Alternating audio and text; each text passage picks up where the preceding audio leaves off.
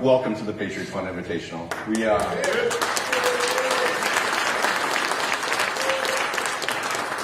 Because of people like you, we can make things like this happen. And so we got a special guest for you right now. We're going to just start out by blowing your mind a little bit, and we're going to have Mio, the magician, perform for you before we start our program. So I got to watch this guy on a Zoom call, and I'll tell you what, I don't ever really believe in magic, but I believe. He is going to make you believe. So, Mio. Thank you, Will.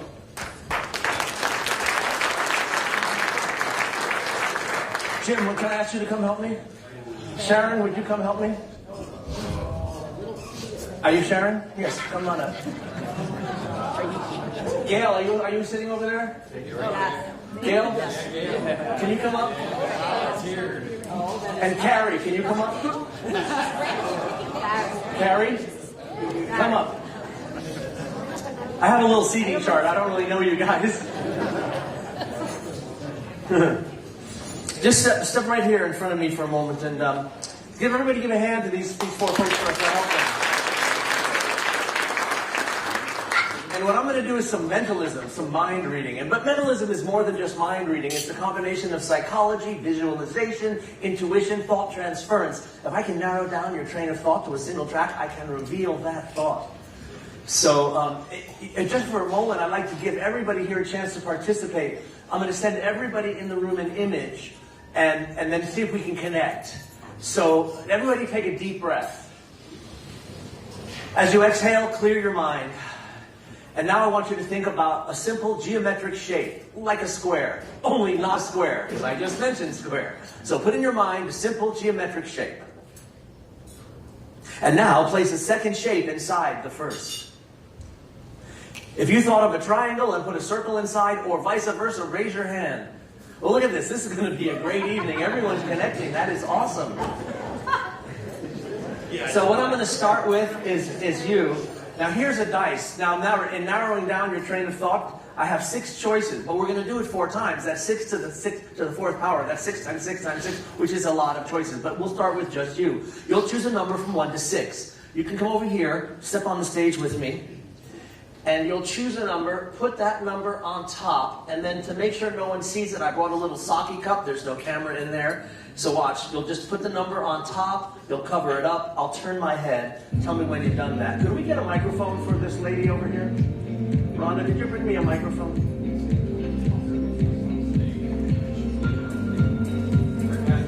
This one? Okay, that's gonna be hard for her to reach. Oh, there we go.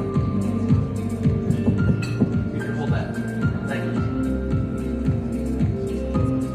And tell everyone your name. My name is Sharon Hamill. Nice to meet you, Sharon. I'm Neo. Nice to meet you. Now, have we ever met? No.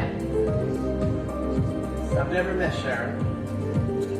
She's chosen a number. Now, if I had known her, it might be a little easier to determine what she would choose. But having never met her, I only have a few clues. But she was willing to come up and participate. She's the first one. So I'm feeling that you were happy to do this and you wanted to get the most you could out of the evening. Is that correct? Absolutely. See, absolutely. She wants to be part of the show even. There's great food, great family, but she wants to get them. Is that how you look at life? You always try to get the most you can out of life? Absolutely. Absolutely. Which is why, ladies and gentlemen, I am absolutely certain that Sharon has gone to the top of the list here. What's the most you could get tonight? That is 6. Did you choose 6? I chose 6. She chose 6. She did. It's a 6. Thank you so much. Careful coming down. Want to come up and help me? Tell me your name. Tell us your name. Gail Goldstein. Gail. Gail, you'll choose a number from 1 to 6. You'll put your choice on top. You'll cover it up. I'll turn my head. Tell me when you've done that, Gail. Okay.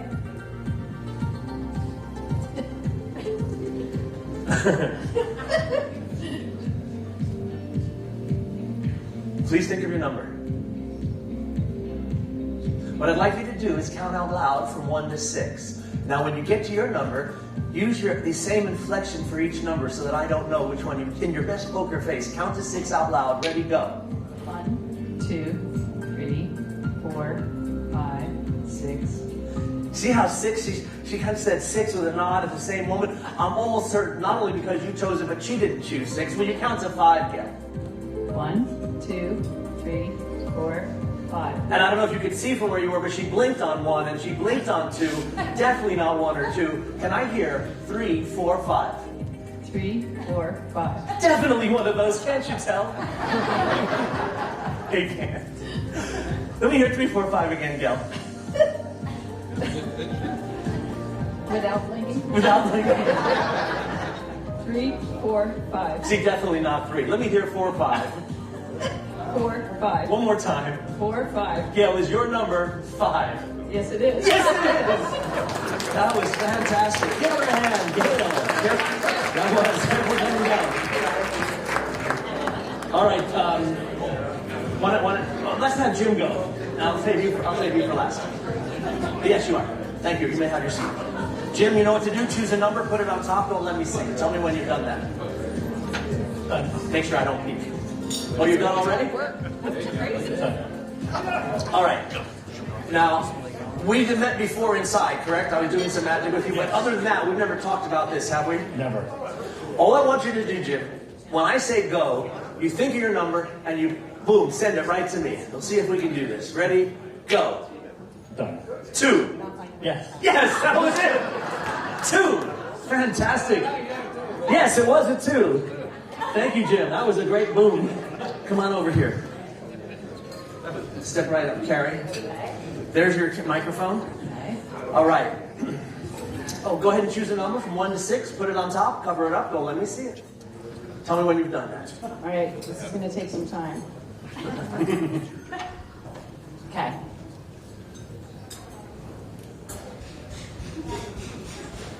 Now, Carrie and I have never met, but I know a little bit about Carrie. Number one, she's not going to try to fool me. She's not going to pick any of the numbers that were chosen. So I'm already feeling pretty good about not using 6 or 5 or 2.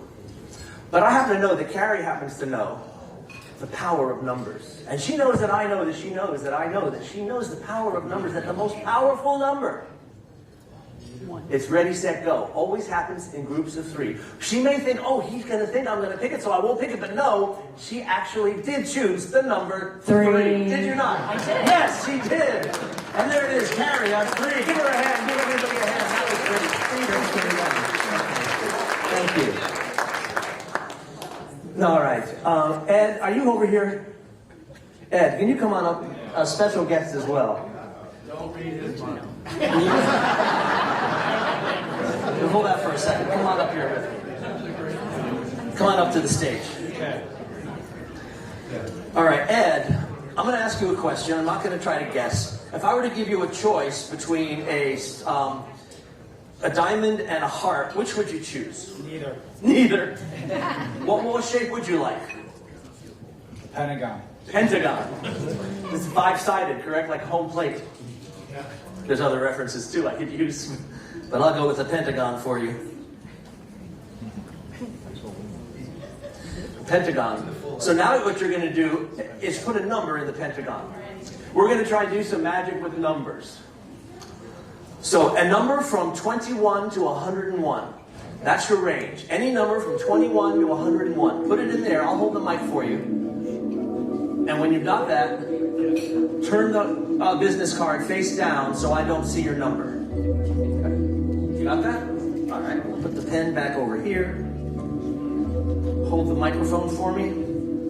Look, I'm going to want you to make sure I don't sneak a peek. I'm just going to slide the card into the wallet and close it up. We'll have this later for verification. Now, if I were to ask you your number, you would know it, right? You would remember it? Hopefully. Hopefully. I'm going to put the wallet right here. And I want you to send me an image of your number, sir. Done. See, I've got some crazy numbers that just came in. It's a 1, a 1-1, and a 1-0. Is any of that your number? Do you work with computers? Because this looks kind of like a computer code, a binary code, or a barcode. Do you work with?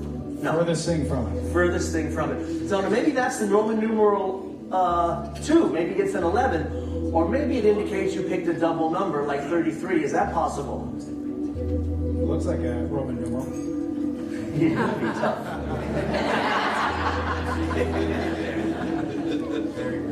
Now 2 big numbers just came in, 57 and 58. Are either of these your numbers, sir? No. No, he's so happy about that.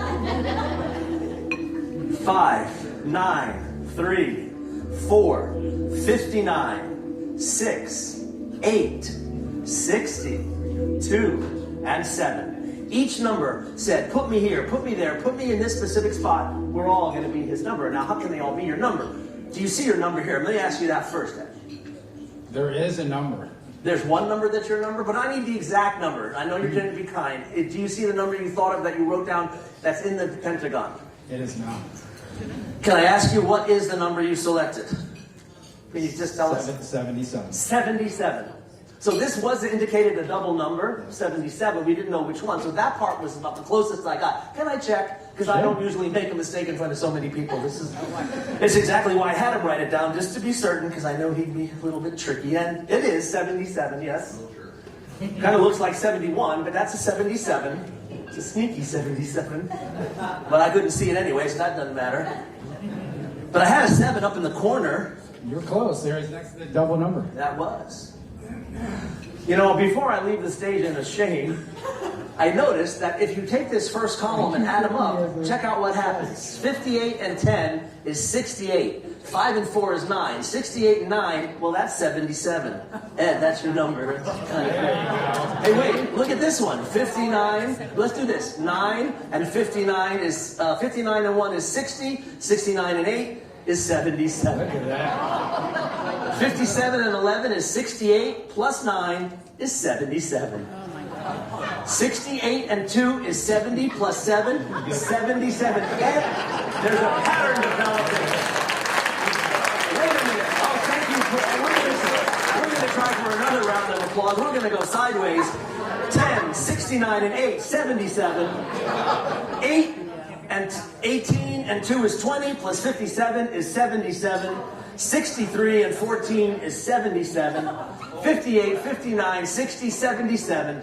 Oh, but Ed, you're going to like this one. It's the angle, Ed. 7, 11, 20, and 57. Well, if that angle is, let's try this angle. 8 and 8 is 16, 19 and 58, also 57. But wait, let's do the corner. 58, 68, 69, and 8 is 77. 59 and 9 is 68, plus 8, plus 9 is 77. 68 and 9 is 77. 57, 58, 68, 69, 70, and 7. They're all 77. Oh, but wait, the 7 goes again. There's a 1. That's a 15. That's a 19. And that's 58. If the outer 4 are 77, let's check the middle 4. 9 and 8 is 17, plus 3 is 20, plus 57. They're all 77. And it works. Thank you, sir.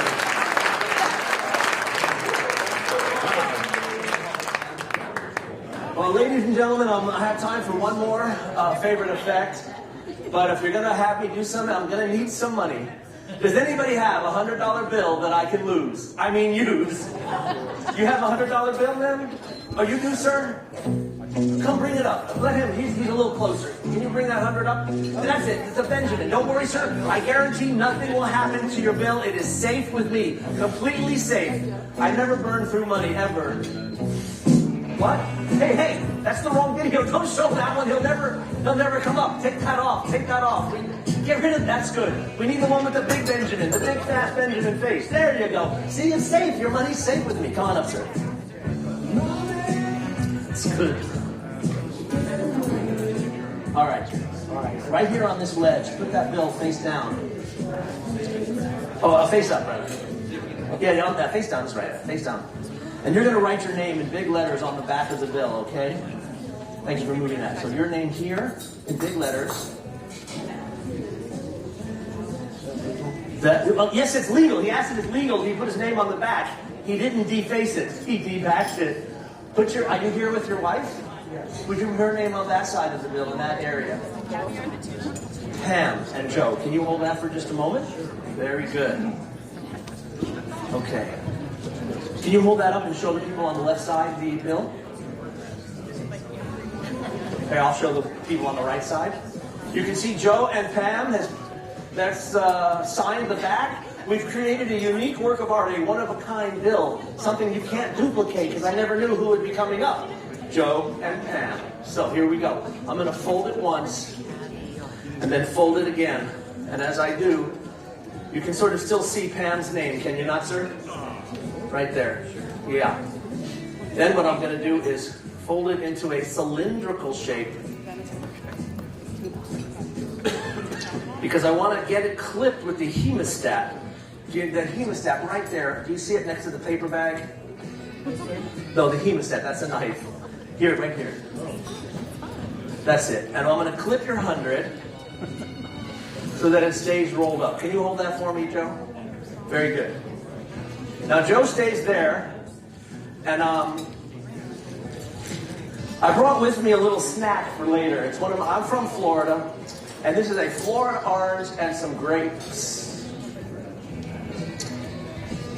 Sir, would you do me a favor? Can you hold that bag? I'll get back with you in a minute. I want to come over here to this gentleman. What is your name, sir? Bill, would you verify for the folks in that side of the room that this bag is truly sealed?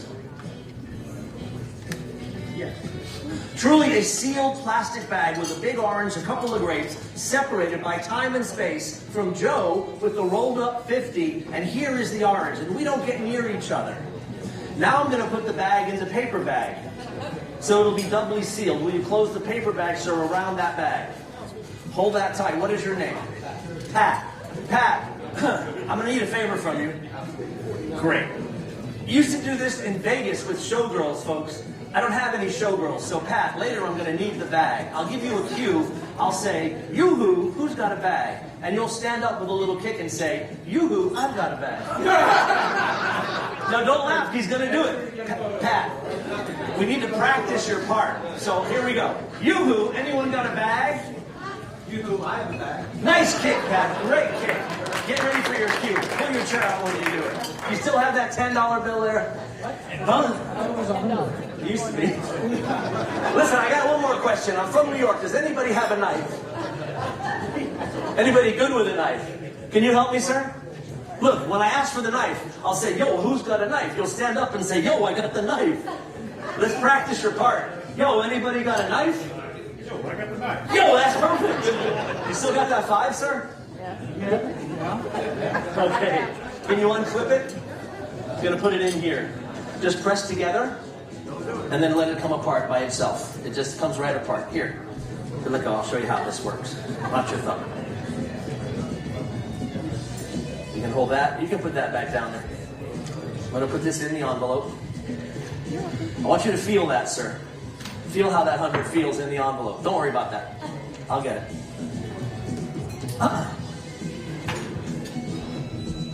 Because you see, Joe, I took great lengths to create 2 dummy bills that feel just like your 100. Go ahead and feel that one, and then that one, and then yours. They're pretty hard to tell apart because you're now going to use your ESP, sir, to determine which envelope has the signed $100 bill. I'm going to mix them up. By the way, who believes in ESP? Extrasensory perception. Who believes? Carrie, I have a joke for you. Did you get it? That's the ESP joke. Seriously, who believes in reincarnation? Welcome back. All right, here we go, Joe. Money on the line. Is the envelope number 1, number 2, or number 3, sir? 3. Please grab it out. Take it from me. He's changed his mind already. Was that one? That's up to you now. You're choosing, so you can decide which way to count from. You gonna take that one? Do you want to change your mind? Okay, then we're not going to need these. My lovely assistant, Rhonda, has just what we need to dispose of the unwanted envelopes. I hope you're feeling good about your choice, Joe. That's one. Here's the other.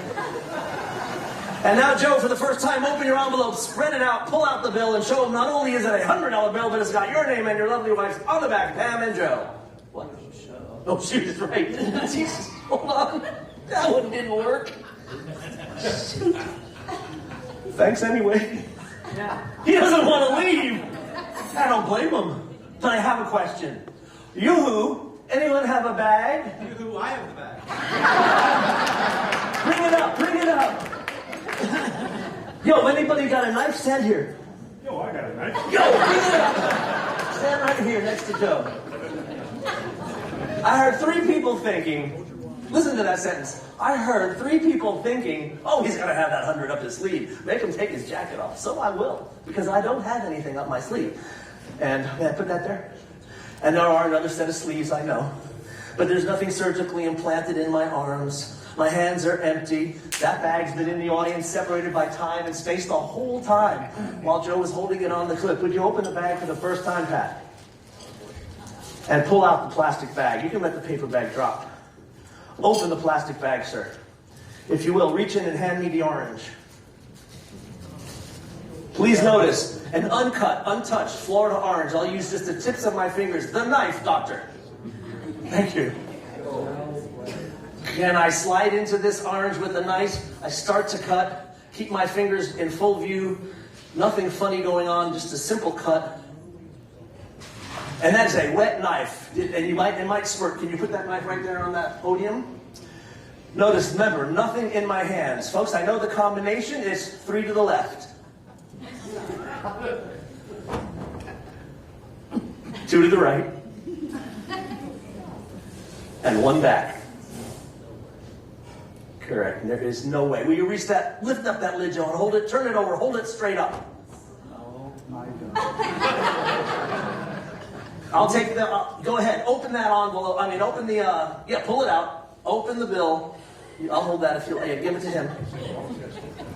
Does it feel wet, sir? Yes, sir. Is it orangey? Yes, sir. And tell us, what does it say on the back of that $100 bill, sir?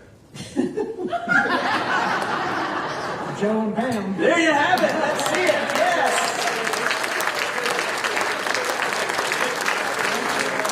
Thank you, sir. Thank you very much. Thanks for helping. Yo, you're good.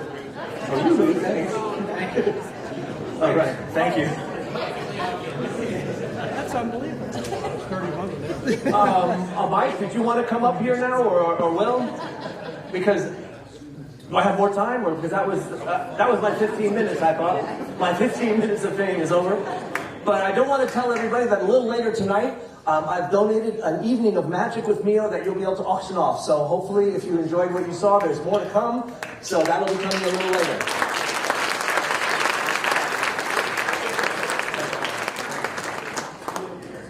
Ladies and gentlemen, I would like to introduce the president, founder of the Patriot Fund, my friend Todd Sherman.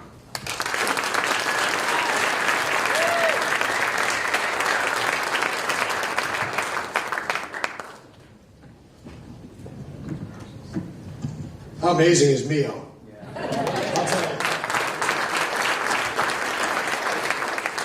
I had the opportunity to see him in Florida at Royal Palm Golf Course, and he held court for hours. And we sat at the table, and everybody just staring. He'd do everything really slowly, and you just can't imagine. It is just absolutely incredible.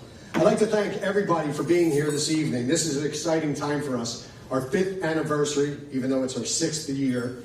But obviously we missed last year with respect to COVID. But many of you in this room represent some of our biggest supporters.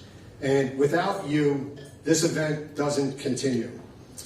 6 years ago, myself, my other founders, sat together at Caves Valley and talked about this idea of changing the paradigm from one of these golf tournaments where, honestly, you wait for the big bidder in the room to ultimately bid on something, and that just didn't seem right. You wanted to get everybody's participation. You wanted to motivate people and inspire people with the stories that we hear each and every day doing what it is that we do. So it's a major paradigm shift. And at first we questioned ourselves, but as we look around today, we have 120 people in this room, sold out event, and I think you're going to have a very special dinner this evening. Tomorrow, a golf tournament, 9 holes, scramble with a $10,000 shootout. But again, it's not about the golf, folks. It's about the fellows that you're going to hear from, you're going to be inspired by, and hopefully you're going to choose to make a difference. The Patriot Fund has supported with your work and your dedication, over 27 operational partners. I want to stop for a moment and recognize some of them here in the room. Quantum Leap with Edie Docking, Don Jowdy, and Al Docking. If you could stand for a moment.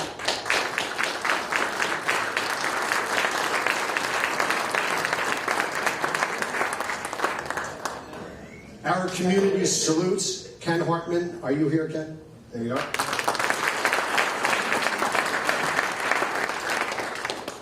Leashes of Valor is represented today by Stu and Jen Shuroff.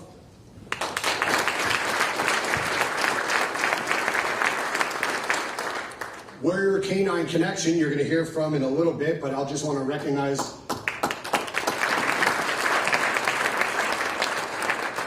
and of course, Project OVAD, one veteran at a time, represented by my executive director and also the founder of the organization, Will Markham, Jeff O'Hara, Lyle, and Amy Rosin. Right? If you're in the room. Those of you that are here for the very first time, we thank you, and again, we hope to motivate you with the stories that you're about to hear. I want to stop for a moment and do something a little bit different. I want to ask everybody in the room who did not serve in the service to please stand for a moment.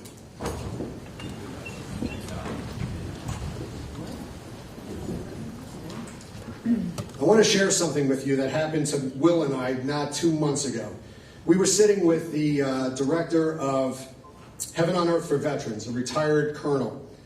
And she sat, very first opportunity to sit with the two of us, she turned around and said to Will, "Thank you for your service." And she turned to me and said, "Thank you for your service." My immediate response was, "I didn't serve." She says, "You are now." Folks, you that are standing, we're serving now.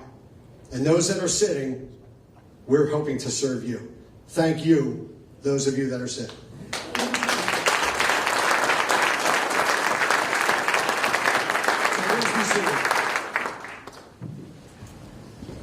I'd also like to appreciate one special guest this evening. This is important to me because when I asked him to show today, it really exemplifies team, partnership, friendship. So those of you that were at our event 3 years ago, you might recognize Ed Byers in the room, who's a personal friend of Ryan's, our Patriot of the Year. And for those of you that don't know, he is a Medal of Honor recipient. So for a moment, I'd like to thank Ed for showing.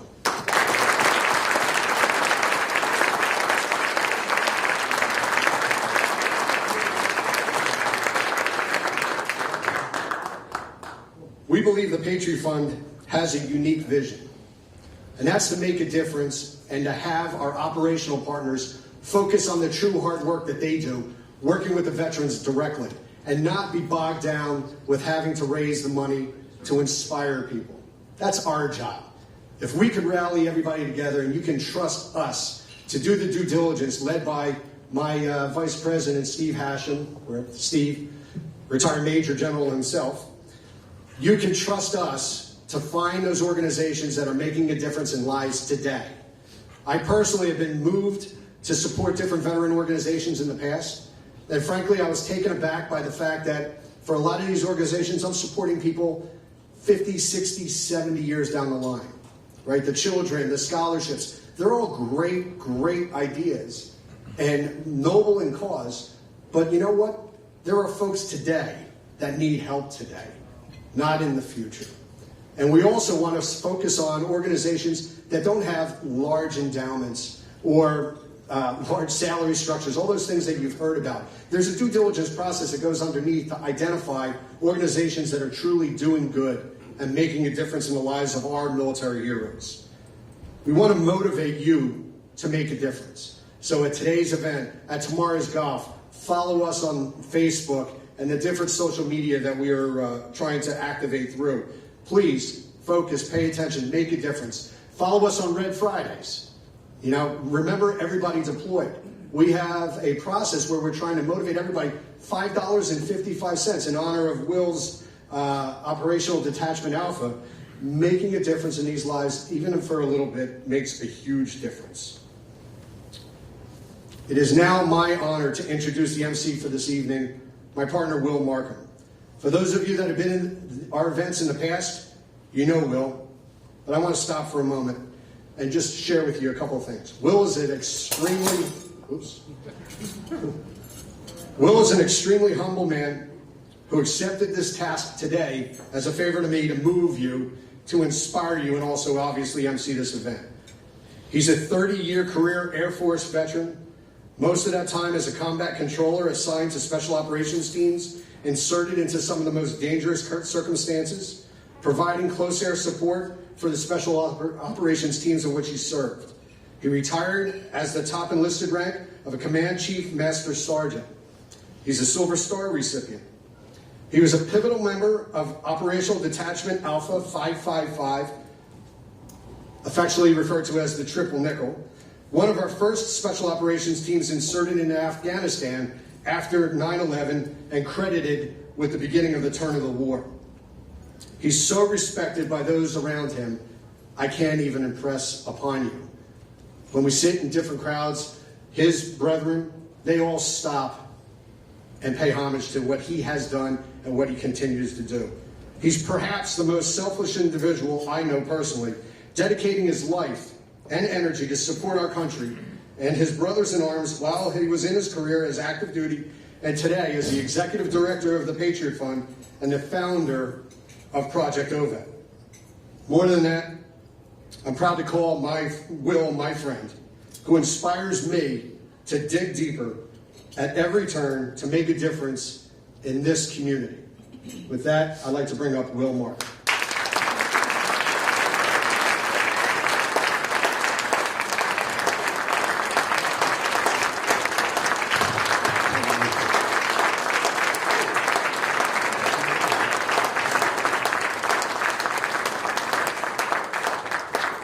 Wow. Man, that's to be standing here amongst giants and heroes that are in this room. That's pretty humbling, Todd. So I appreciate it. Ed, thank you for your attendance today. It does not go unrecognized how much you have on your plate and to come here and be with us tonight. Not only is Ed a Medal of Honor recipient, he's also 5 Bronze Stars with B's, 2 Purple Hearts, many deployments over in Afghanistan, has served at the top tier of our Department of Defense, and is just a great guy. So Ed, thank you very much.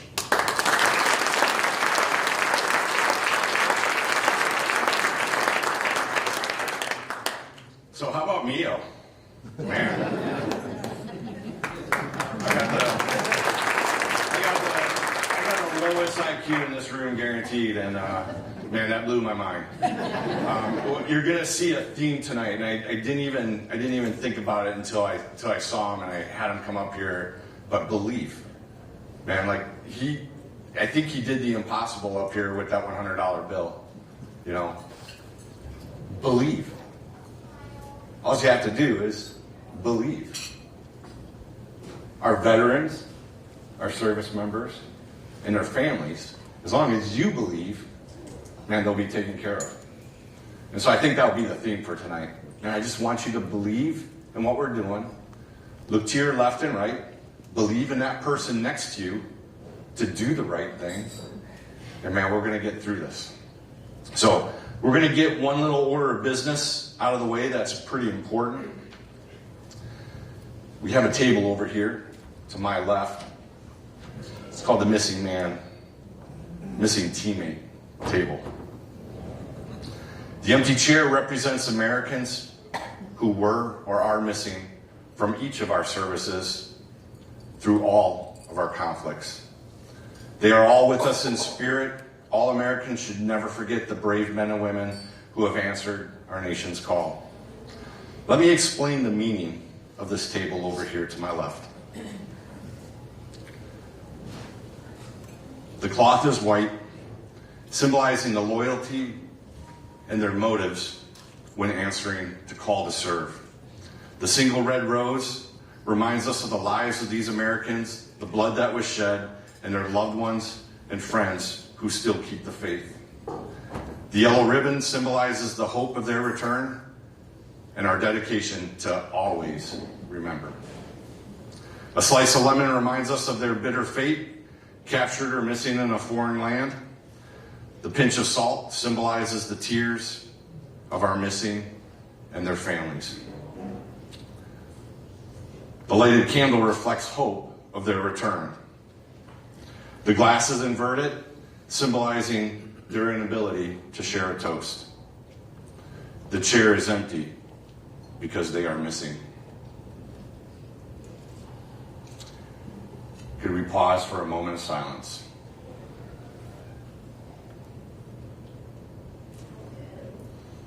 God damn, we want them back. So, I'm going to give you a little toast. Can I steal somebody's water right here?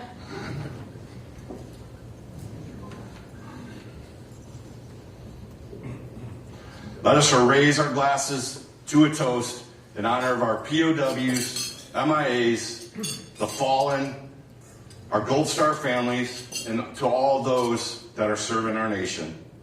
God bless America. Here. All right. Let's have some fun. Don't scare me. Hey, I have a task. I got 3 tasks tonight. I got to scare you. I got to make you laugh. And just me being up here, lowest IQ in the room, that should hopefully make you laugh. And then I got to make you cry. There's going to be a couple other people to help me with that, but man, it's tears of good. Because if you don't feel emotion and passion for what we're doing and how we do it, man, you're not alive. So we'll get you there. So how does everybody like the Chef Challenge so far?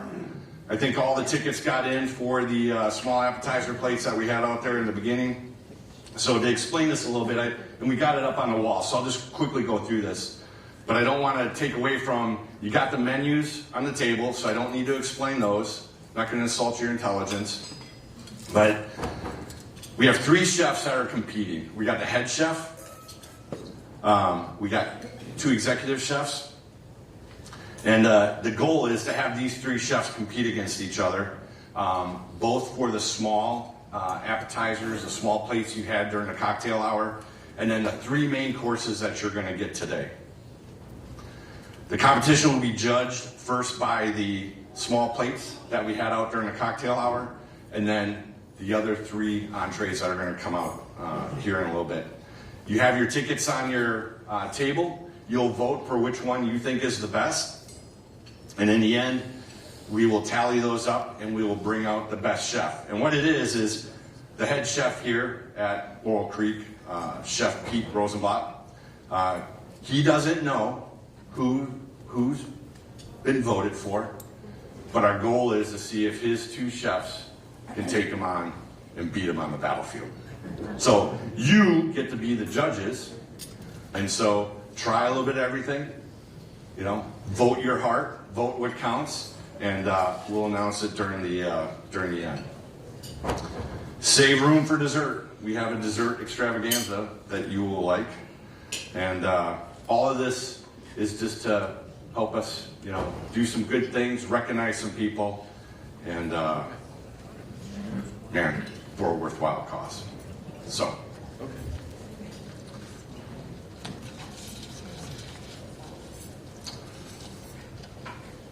Tore the page right out of the book. I didn't mean to do that. I apologize. Todd, your notes may be a little messy. So, all right. Everybody done with their salad? All right. Neil, that's your fault.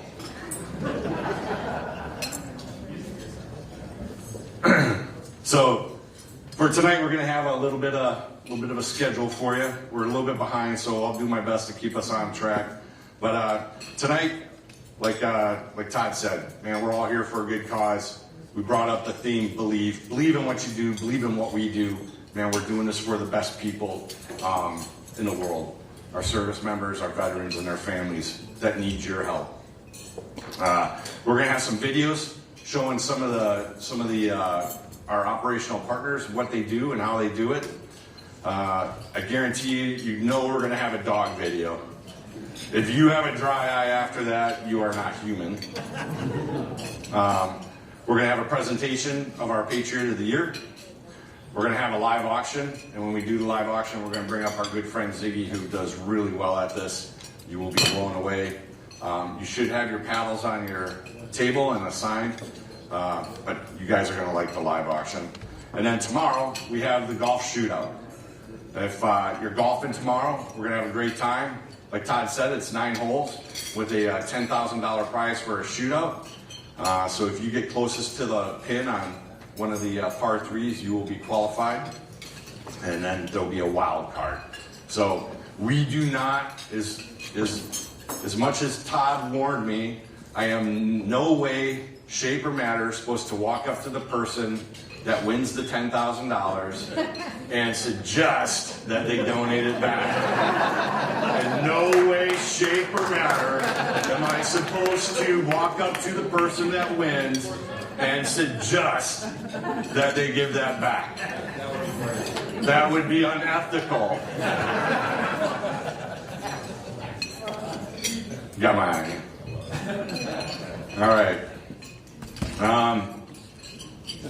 But folks, we're gonna have a great time.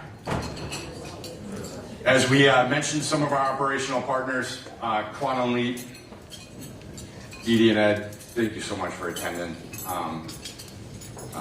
We started this out. You guys started it out a long time ago. I came in the next year, and the work you guys have done is phenomenal. I get to really track what they do because they're down in Tampa with me, and I get to golf every once in a while with Ed when I'm invited out to his golf course. But between Don, you guys are super. I don't want to take any thunder away from this, but we're gonna roll the first video on Quantum Leap. To this day, if my country calls on me and I receive that phone call, I will pack up and I will head out the very next day.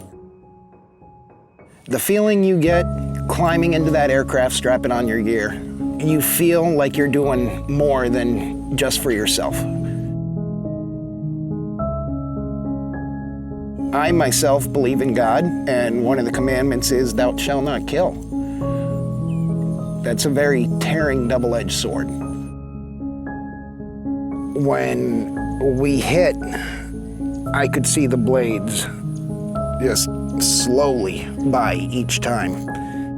When they say time slows down, it really does slow down.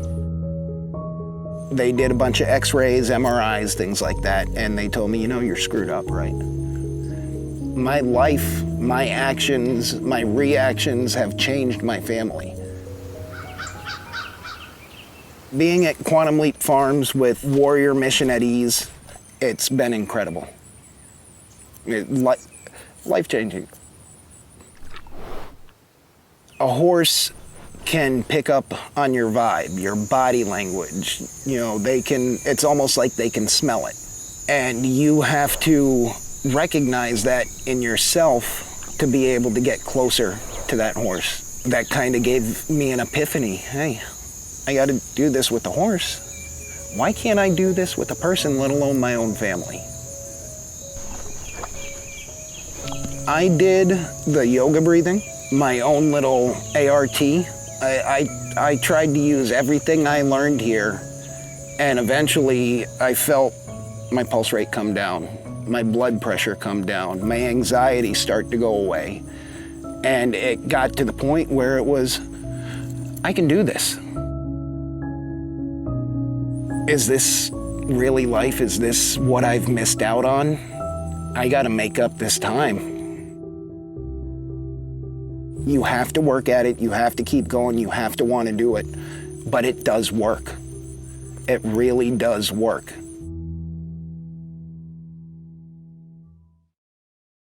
Justin is one of the many military members who's found help and healing here at Quantum Leap Farm. Your support of the Patriot Fund helps to make our work possible. Thank you. We could not do this without you.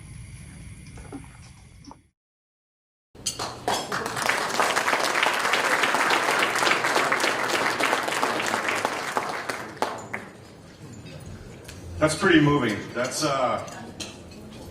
it's not easy for a veteran to express their feelings, let alone do some video like this or get up in front of people and speak about something they're having a hard time with. So, Edie, you and Ed, Don, you guys do God's work. You truly do. To be able to match a veteran, get them equine therapy, get them to be able to open up about things that are going on with them, and I speak about this as a veteran, man, that's special, because all that does is that leads us to our healing point. So, Quantum Leap, thank you very much.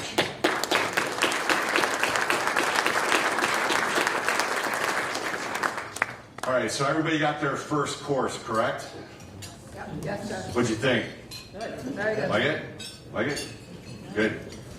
These two young men over here, dressed in their battle fatigues, their OCPs, carrying body armor, carrying a weapon. Did you guys let anybody touch those at all, or not? Not at this? I think most people were scared of him. Okay.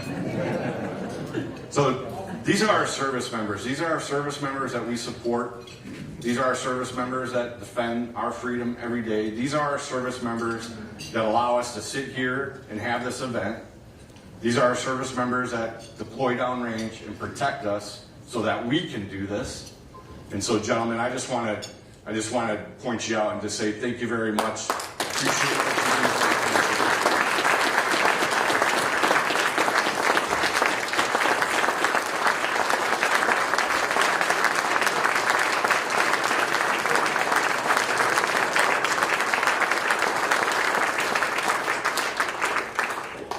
All right. So we have our guest speaker, Colonel Kurt Bowler. I had the amazing opportunity to grow up with this man as a young airman, him as a young lieutenant officer, and we got to track each other's paths up through our careers. And I will tell you that there is no other man, no other special tactics officer, no other Air Force officer that I'd rather work with than Colonel Kurt Bowler. Kurt?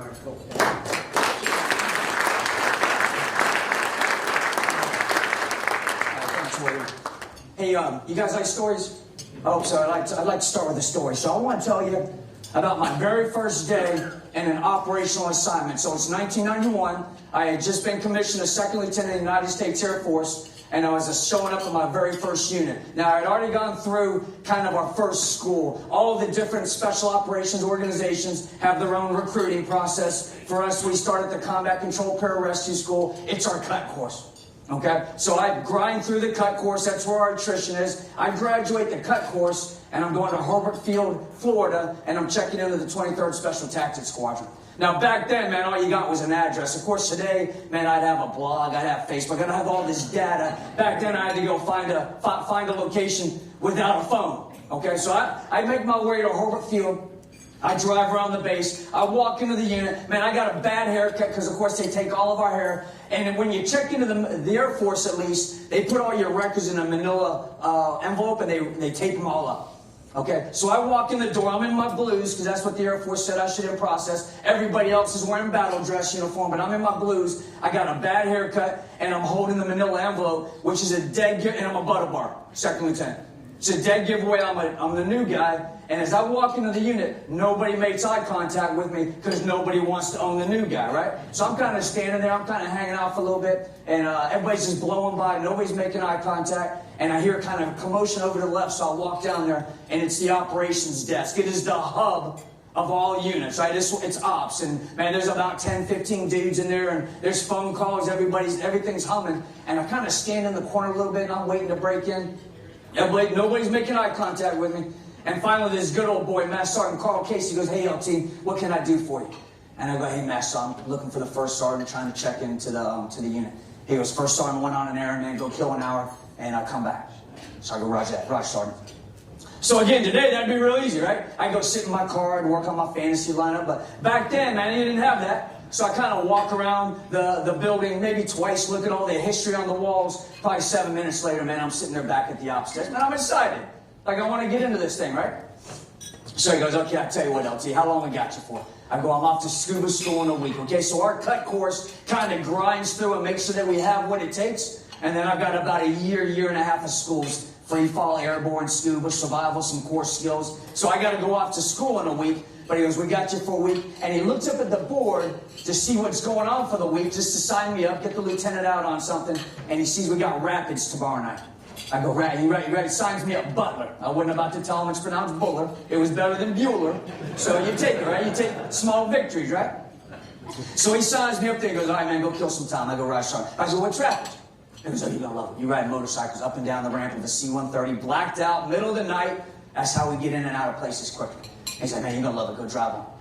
So, man, I kind of just got my first operational tasking, right? So my heart, of course, was beating out of my chest. And I kind of go around the corner, and I got to tell him something. I sit there, and I come back around the corner and go, hey, Master Sergeant, you got a second? And he looks at me like, what's up, LT? And there's all these people in the room, and I kind of give him the universal, can I talk to you in private?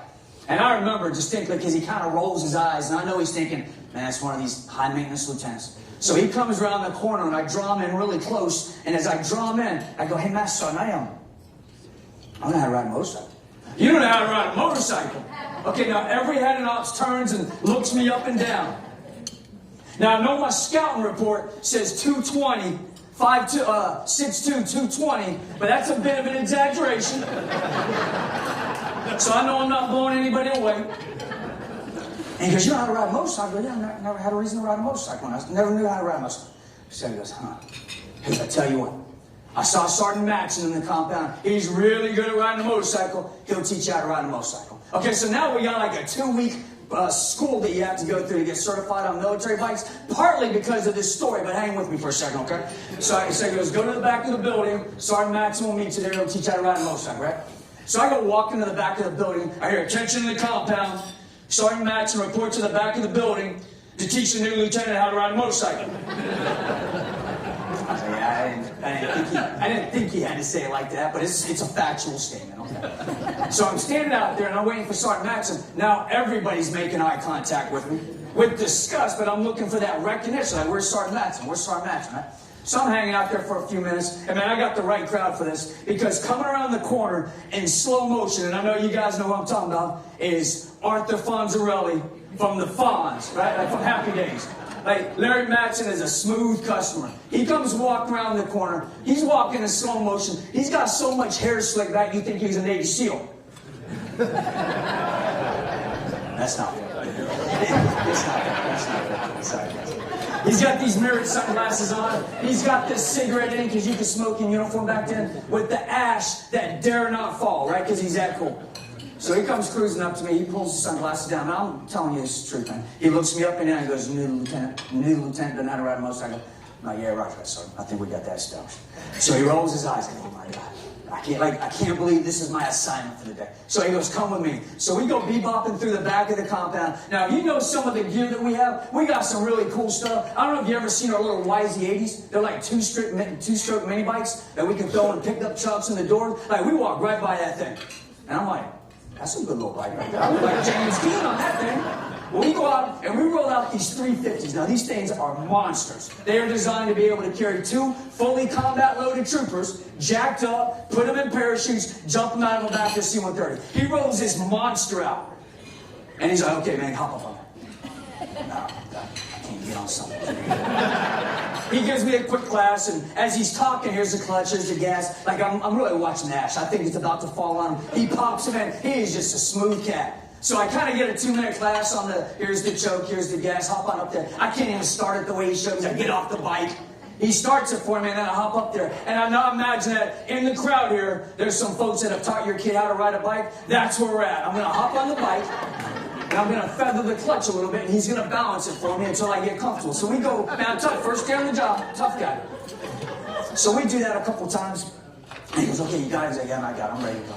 So he goes, hey, you're on your own. So I go about 10, 15 meters. I go to stop. Now, that is the first time that I've held the bike up by myself, and I won't kid you, it surprised me how heavy this sumbitch was, okay? And plus, I had to wait for it to start leaning before I could even touch the ground.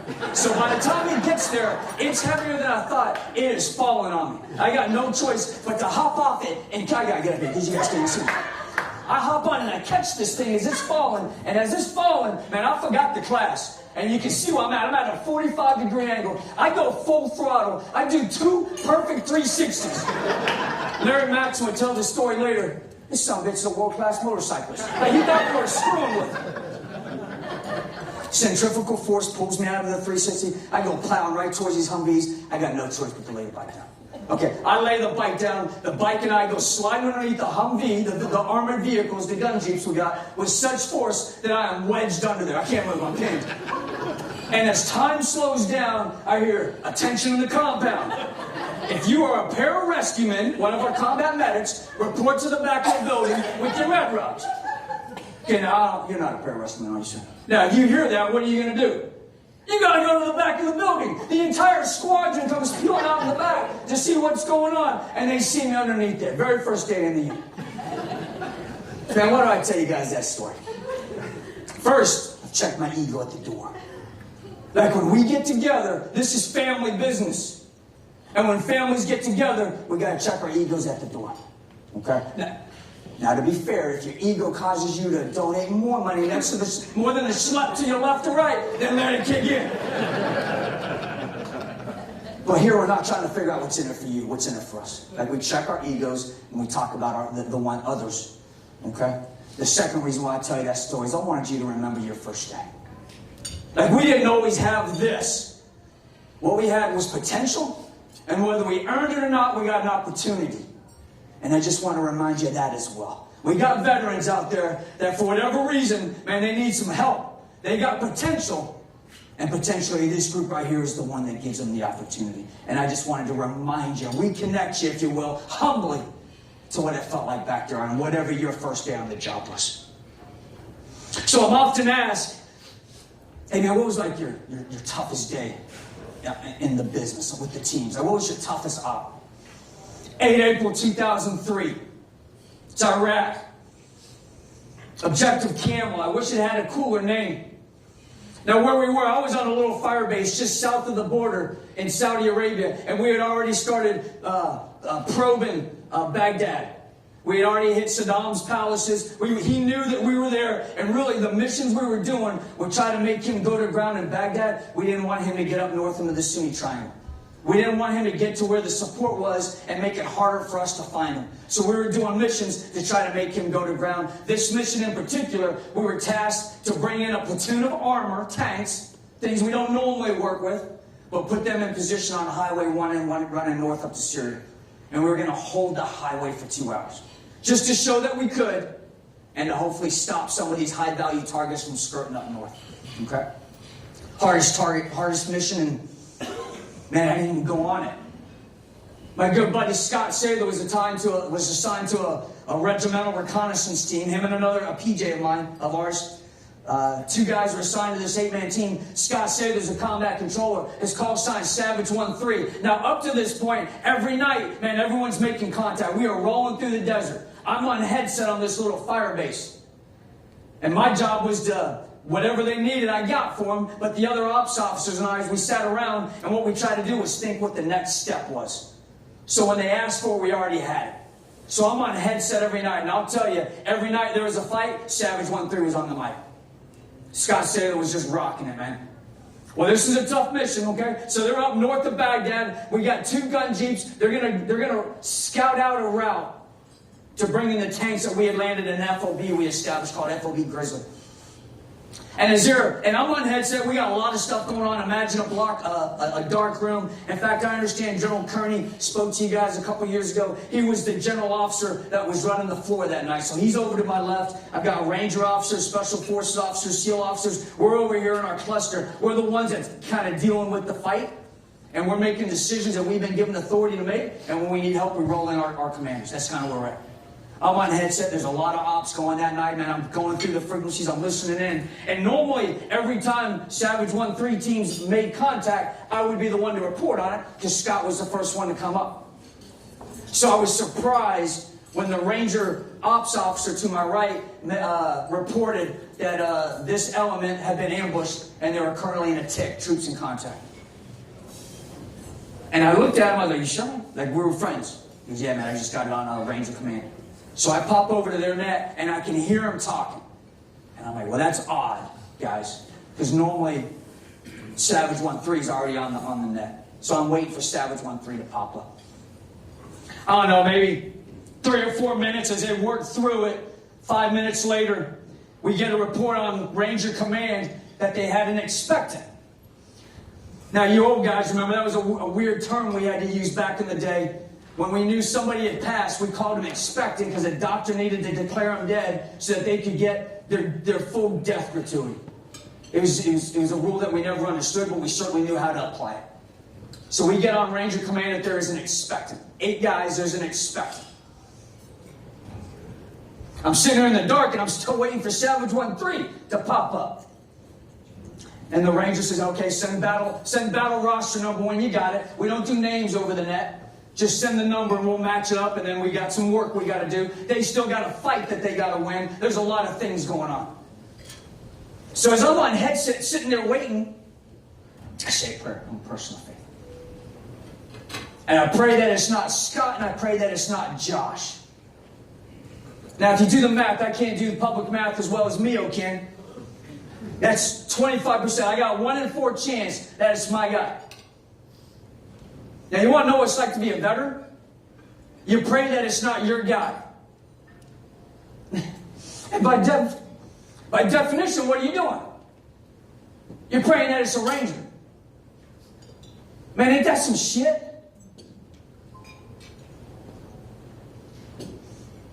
Yeah, we lost Scott that night. So every year, 8 April, I call his father, Rod, saying, Rod couldn't pick me out of a lineup. Okay? Like they did. We sent him home to his widow, Melanie. They buried him while we were still deployed. We get back and we hold a memorial service for some guys that we lost so that us guys that were deployed could finish healing as best as we could so we could mourn. And Rod came back in for it, his father. And I went through the line and shook his hand like everybody else did. But fortunately, the mind doesn't let him remember some of that stuff. It's a coping mechanism. So he couldn't pick me out of a lineup. But I'll tell you what he knows is every 8 April he gets a phone call from me whether he wants to or not. Now, the first few years, he wasn't a real talkative. It was a tough time. Not a popular war. And he lost his boy. But I kept calling. Then it kind of got to a point where he tolerated me. And I couldn't tell you if we're at a point where he looks forward to it. But he at least knows that we're going to talk about his son. Admittedly, sometimes it's a little more forced than others. But I know about Scott's brothers. I know about all of his grandchildren. I know that he's not on Facebook or social media. So he doesn't know that my community is still talking about Scott. But 8 April every year, he's going to get a phone call from us. Because we don't forget about our teammates. Hey, they are our responsibility. We don't forget about Scott. So, I guess I should probably tell you a war story before I get off the stage. Now, admittedly, my war stories can't compare with some of these other war stories, but you got me tonight, not them, so you got to listen to my war story. Okay? So it's 2007. It's Iraq. The Sunni awakening is going on up north. It is a violent time. I'm now commanding a squadron, so I got combat controllers spread out around Iraq and Afghanistan, and we're running with our teammates. Our Navy, our Army, our Marine teammates, we're out there hitting targets with them. I'm in Iraq because it is the nation's main effort, so therefore it's my unit's main effort. That's where I'm at. I'm staging out of Balad. Now, on occasion, I go out and go roll on target with the teams, really just a commander doing battlefield circulation to make sure my guys know that I will accept the same risk as best as I can to see what they're up against. But in this instance in particular, I got a phone call from Ryan, call sign Titan 04. And he goes, hey, sure, we got a big op tonight. It's this bomb maker that they had been chasing down south of Baghdad, and they had pretty good intelligence, real savvy guy. Okay, like the dead ones are all, man, we kill them early. The ones that stick around are clever guys. They're tough. Man, they are tough fighters. This is a clever guy. He's got Iranian connections, which in our world means that he's got technology that's just eating us up, man. This guy's just eating us up, and we got a rare opportunity to hit him that night. And as Ryan explained to me, though, the town is going to be careful about 60 miles south of Baghdad. When we hit them, the main effort is this farm field kind of south and east of the Tigris River. But that there's 3 other compounds we have to hit simultaneous. One of them is in the heart of Kifl, And though he probably won't be there, if he is, it's going to be nasty and we're going to need the gunship. Therefore, he needs another combat controller. Okay, they had enough combat power. They just needed another technician to control fires if it went down. So the MH-53s, the old Sikorsky Pavlos, they've since been retired. They're going to fly the mission that night. They swing through Balad. I hop on the helos. We go down into FOB Kalsu, if you know it, and we do a quick rehearsal. I meet the guys that I'm going to hit my target with. Man, I get the armband that I need. I got the graphics. I do a Comex. Man, we spin and we take off. Now, the profile's got 5 MH-53s. 3 helicopters at the release point are going to go hit the farmhouse, the main target. That's where Ryan's at, the Special Forces team leader, and they're going to have a set of Vipers, 2 F-16s out there. My 53 is going to go to the heart of Kifl. It's going to land in a soccer field just adjacent to the compound. I'm going to have 1 Special Forces soldier myself, and we're going to have 12 Hilla SWAT.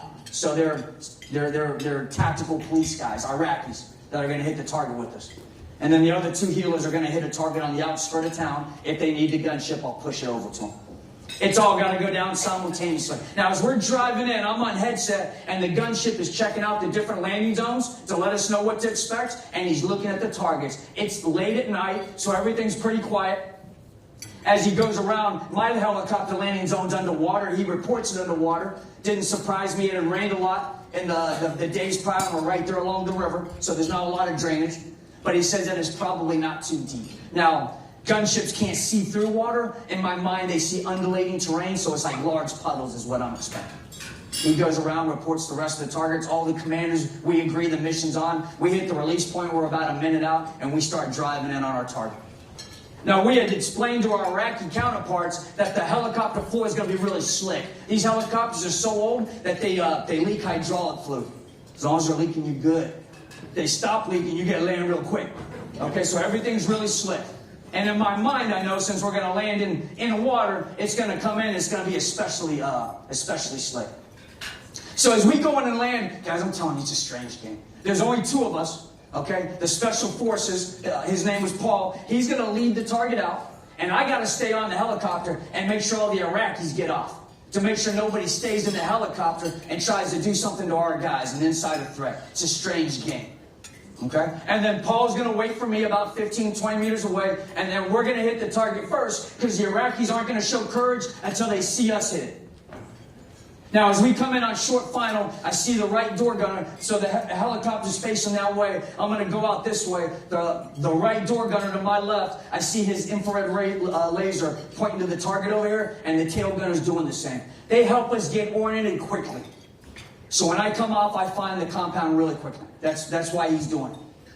Now, we start to land, and I'm on goggles, man, and we're pushing them like, let's go. Trying to get the Iraqis moving because we're vulnerable right in the heart of Kifl. And they're all, as they go down the ramp, man, we told them, man, you go down the ramp, don't stop because it's slick.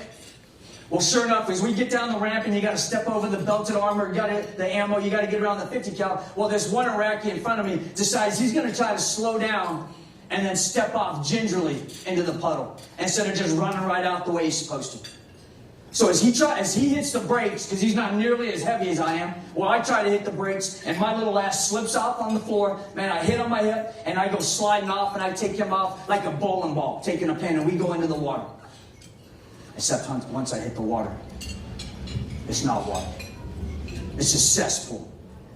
It's raw Iraqi shit and piss, and I'm underwater in it. And check this out, man. If at that point, right, I get up and I'm covered in piss and Iraqi crap, if at that point you would have said, hey, man, knowing everything you know now, would you do it all over again? Knowing that you'd missed 5 of the first 10 Christmases of the war, and Christmas is really important to us, man. We're Christians and I got little boys. Knowing that birthdays and anniversaries are just going to roll through one after another. Knowing that the ankles, the knees, the hip, the back, the neck wasn't going to work like it's supposed to anymore. Knowing that you weren't going to remember things like you used to. Knowing that you'd lose 19 teammates, good friends in combat. And another 6 in training, good friends. If you knew that, would you do it all over? Yeah. Bet your ass I would. And you would too, and you know it, right? Because this room right here stands up for what they believe in. Regardless of the consequences. regardless of it. And that's what we're going to ask you to do here today, tomorrow, for these days forward, as long as you can. We want you to continue to stand up for what you guys believe in, regardless of the consequences. And for God's sake, give me a break on the green tomorrow, because I can't golf for shit. Thanks, guys. For y'all too.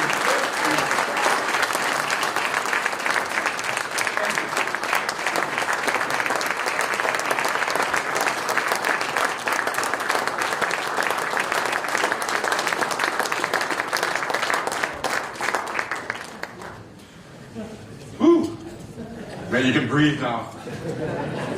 Kurt, sir, I'll be right there with you. I know Ed, Joe, Jay, Eric, Lyle, Amy, General, we'd be right there with you. So truly appreciate your time. Hey, so folks, we're gonna let you finish up the second entree here. We're gonna continue on with the program. Once they drop the third entree, we'll be back with K9 Connection. Enjoy your meal. And folks, don't forget about our silent auction that we have. If you're unable to get it electronically on your phone or your mobile device, we have the sign-up sheets right out back in the bar area. By the way,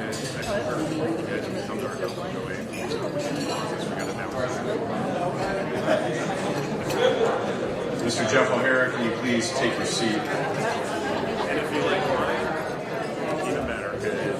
Still got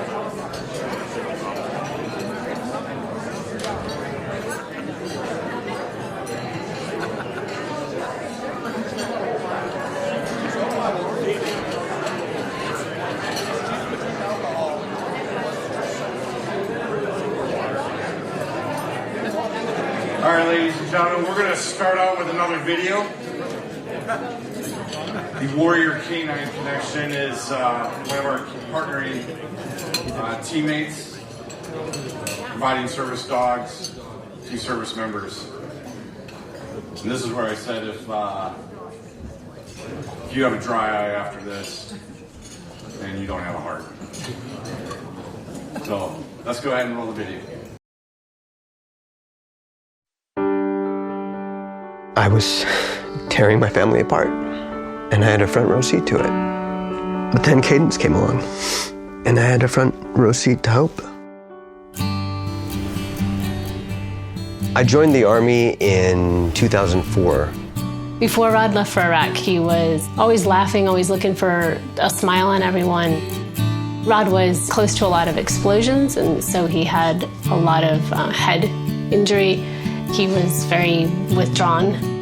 I was a shadow of the person I was. I was willing to acknowledge that I had traumatic brain injury. That was less frightening than post-traumatic stress disorder. I had become so much poison to my family that I thought the best thing for them would be to not have me around.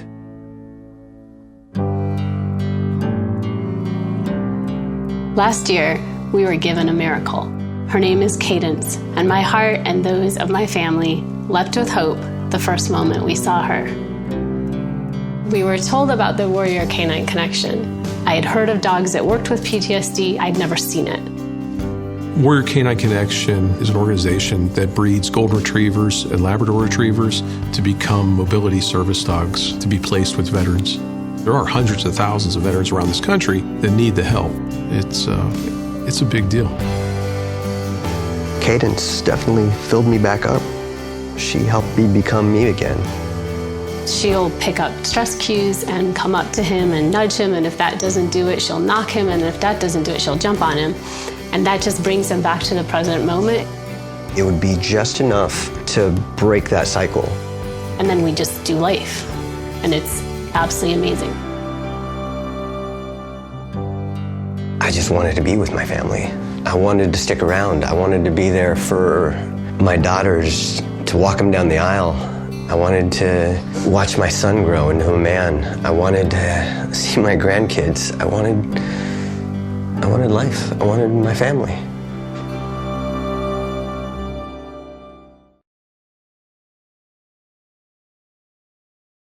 Thank you for letting us share with you this military family that we've been able to support with our work at Warrior Canine Connection.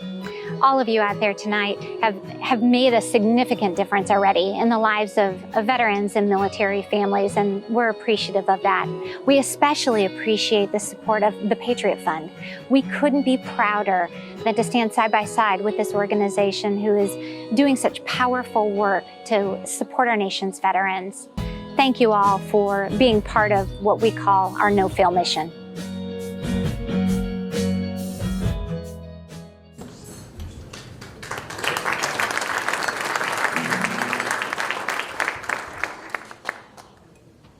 Ladies and gentlemen, at this time I'd like to introduce Rick Young. He is the Executive Director of the Warrior Canine Connection. Rick.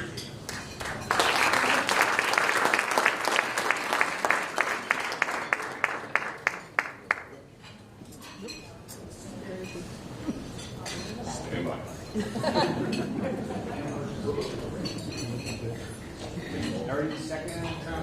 30 seconds. All right, so this dog walks into a bar and he's looking at the bartender, orders a drink, and he asks the bartender, "Hey, anybody see my paw?" No?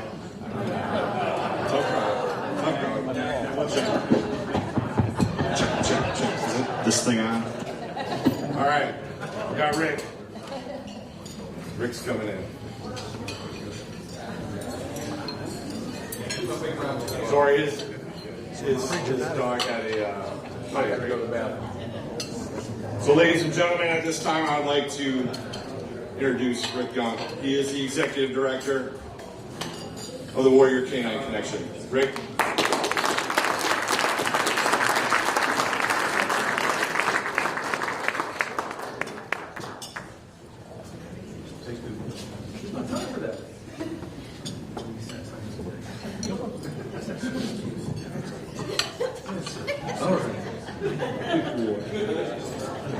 And this is Cooper.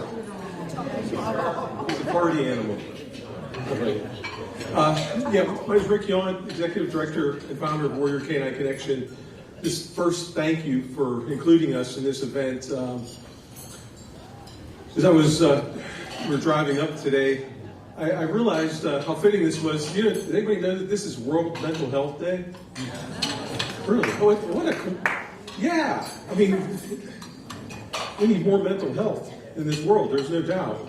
You know, I'm a social worker going back to, way back. Back in 1995, I was gifted a puppy and got involved in animal-assisted therapy. And I guess as a social worker of 30 plus years, I've come to the conclusion that I think the most important part of anybody's mental health is just having a sense of purpose, a reason to be. And I was thinking as we were driving, I thought, you know, I think that's why we're all here tonight, is having a reason to be, a sense of purpose, and taking care of, especially of our heroes, or wounded warriors and veterans. The sense of purpose that we provide to our veterans in our program is that we have them involved in learning how to help train our dogs for their brothers and sisters in arms. And that warrior ethos is such a powerful force that gets these warriors involved in things they otherwise wouldn't do.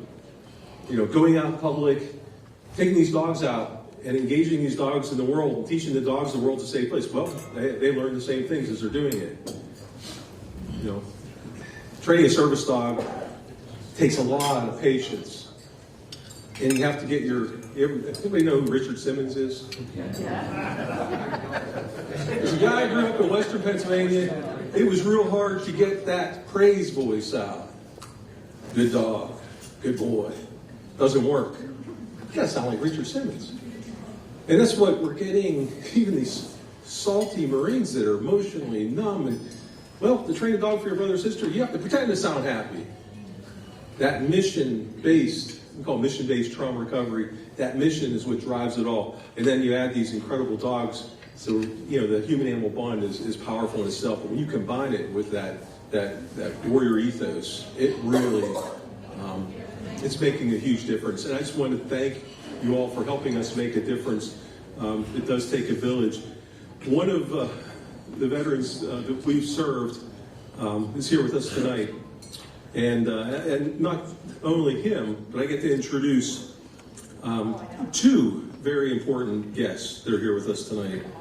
Staff Sergeant Ryan Boyles served in the United States Air Force from 2004 to 2015.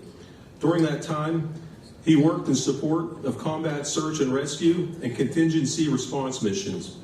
His 9 years of proud service also included multiple deployments, including Djibouti and Uganda in Africa.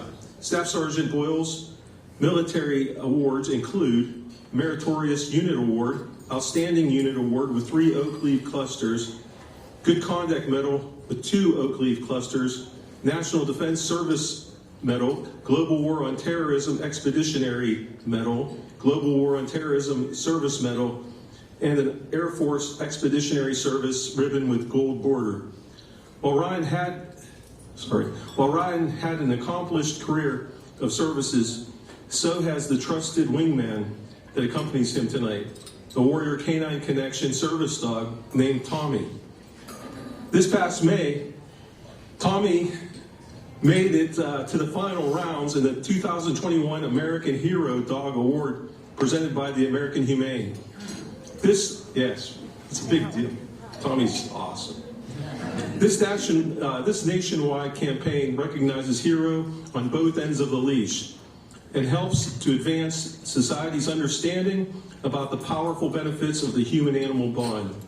It is with great pride that I introduce Staff Sergeant Boyle and WCC's Tommy. Thank you.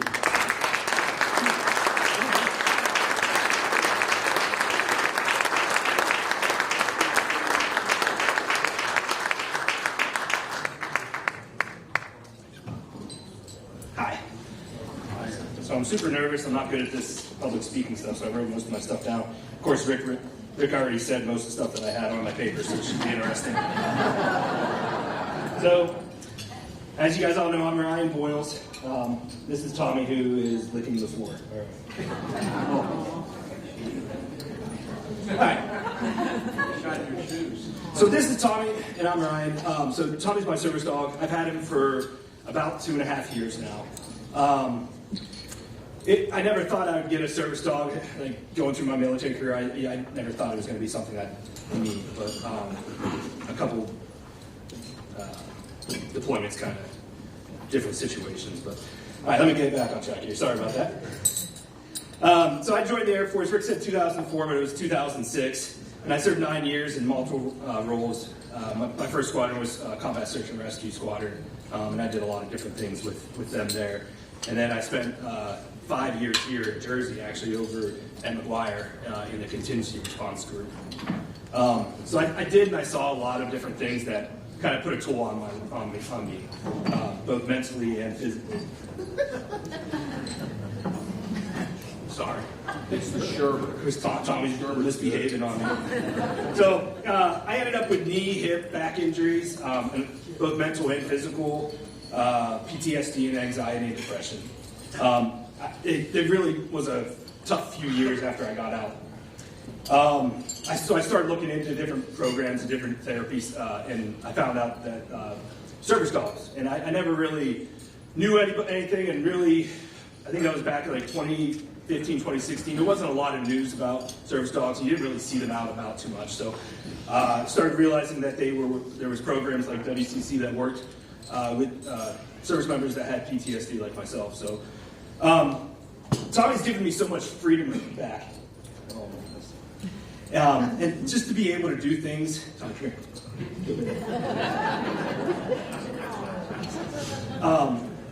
Just to do things with my family again, get out and not be so worried about the little things. My anxiety was taking a toll on my family and myself, and I honestly wasn't a very pleasant person to be around. But Tommy has really helped to change that for the better. So I'm able to travel again, which is something we like to do before. And I have two little boys, 12 and 9, Lincoln and Grayson. And so we wanted to travel some more, and Tommy's really kind of helped me open up and be able to do that. So we've gone to Disney World with him, which was a whole new experience for everybody. But, and then recently, we about a year ago actually now, we finished we did a 2-month-long road trip across country. We did 18 national parks, a bunch of zoos and aquariums and museums. Just visited a lot of friends and family, a lot of my old military friends as well. I still get stress and anxiety when I go out to these places, especially large museums and being around a lot of people, like situations like this. So Tommy helps me to calm down a little bit. So he also plays a big role in calming me with nightmares, which is a pretty typical thing for service members that have PTSD. And I never thought that a dog would be able to do that for me, but he really, just being in the room with me, doesn't even have to do anything. Just being there with me has almost completely reduced my violent nightmares that I had. I would wake up yelling and screaming and punching and all kinds of different things, and just it was almost night and day the first night that he spent the night with me after we started our training, and I could just tell I had one little nightmare, and then it was a lot. It was reduced a lot, and then from then on, I hardly ever get them now, at least not the violent ones. When Tommy and I were paired together, I didn't know this when we did it, but we ended up actually sharing the same birthday. So he was born on April 30th, 2017, and I was born on April 30th also. So it's just meant to be fate. It was fate for us to meet. So Warrior Canine Connection, a lot of you might know this already. I'm not sure if Rick mentioned or not. They name all of their dogs after veterans that have either fallen or some that are still alive, but anybody can nominate a veteran or a friend or a family member to have a dog named in their honor. So Tommy's named after Captain Lowell Thomas Miller II. His parents called him Tommy. He was unfortunately killed in Iraq in 2005 while serving in Iraq.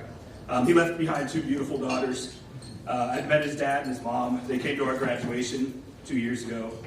Fantastic people. Both his dad and his sister served as well in the Navy.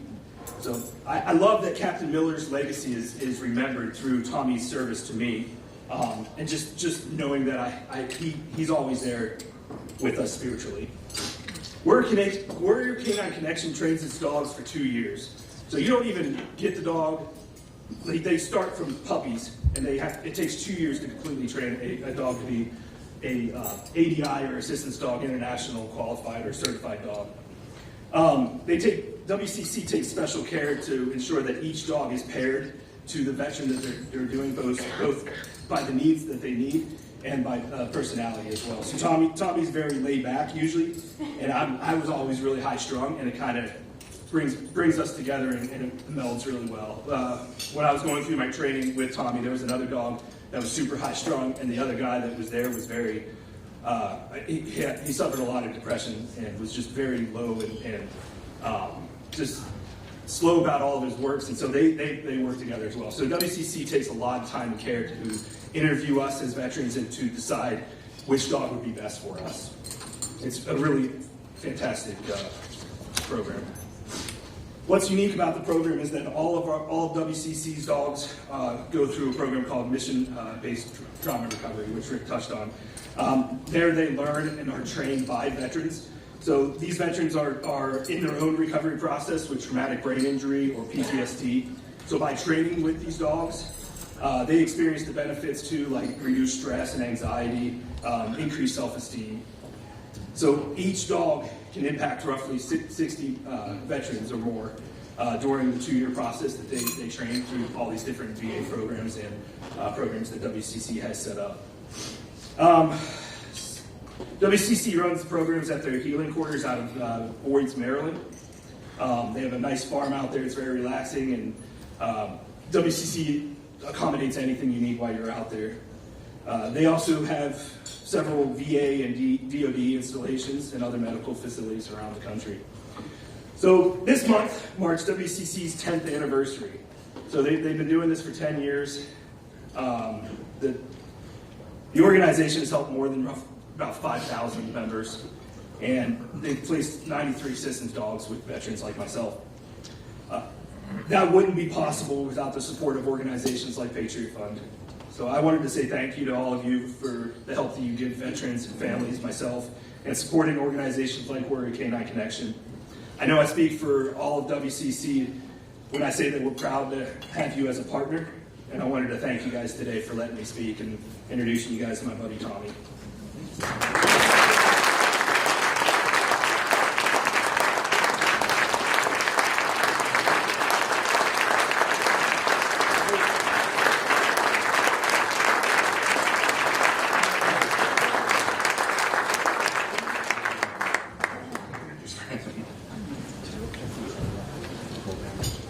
Everybody.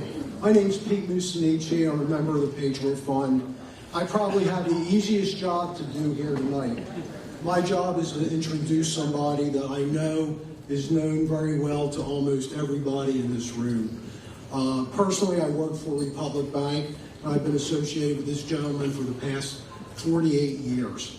I'd like to take a minute and introduce Vernon Hill, the founder of Commerce Bank, the founder of Metro Bank in Great Britain, and the president and the chairman and CEO of Republic. Vernon.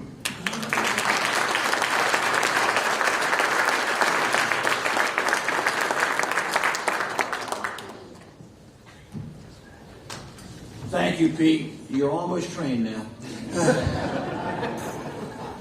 Before we talk about the next dog that's going to find a friend, I'd like to say a few words. First of all, I want to say thank you to my partner, Pete Musanici, who has been with me for 48 years. And I don't want to miss this chance to introduce my wife, Shirley, right there. Shirley's been with me almost as long. And not only keeping me trained, she's the one that designs our buildings for our banks in America and our banks in Britain and has created our brand. We call her the brand queen.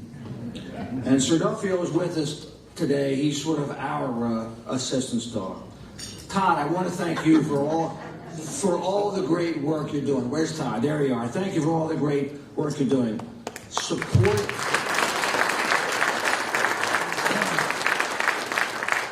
Supporting America and supporting the American dream.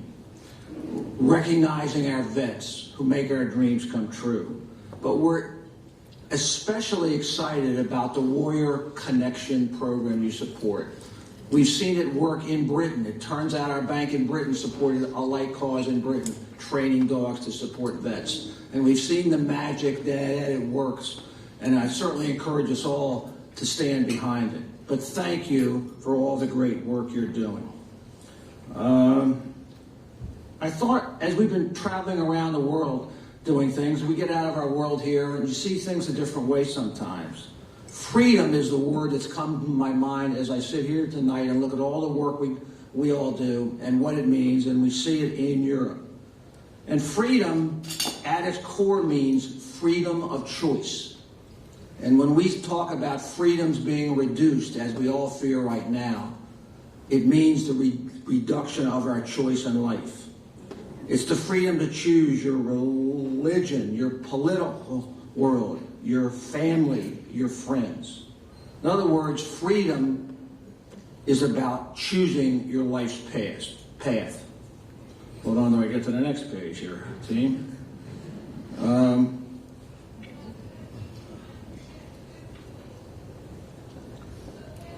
Just give me 2 seconds here, I'll be right with you. And we're here tonight to partner to protect America and here to support our vets and make American greater yet.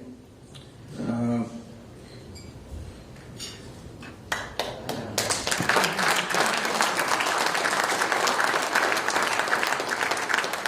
of course, I'm out of order on my little talk, but we're going to get to that in a minute. One of the things that we've learned is we spend time in Europe, and I've talked to students on both sides of the Atlantic. We also say this to students, but it's often true for everyone in this room. Every one of us has a special, unique skill and talent.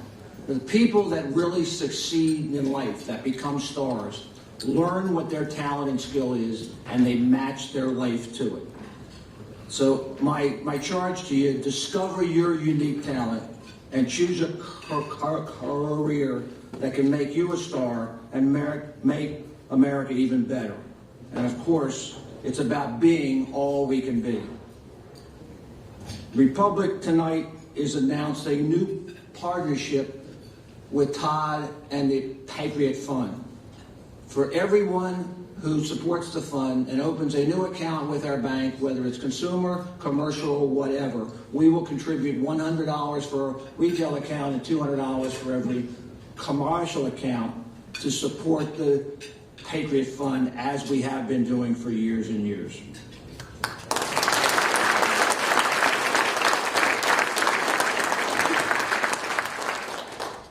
And finally, give me the moment to say thanks to all of you here in this room. You've been supported our efforts for all my career. You've been our friends, and we hope you're our fans. Some of you in London, I get stopped with people who show me their bank account that they opened with our first branch of commerce at the Marlton Circle. You've been what we've done here in South Jersey, and then New York, and then Metro Bank in London. We created in London the first new bank since 1840. 1840. And it's an exact replica of what we created here, what all of you helped us create. And it actually worked better in Britain than it worked here. But and it would never happen without your support. One more comment, and we'll get on to the next one. Stand by. That's all I think. Thank you all. Todd, I have some work to do, right? Huh? The dog.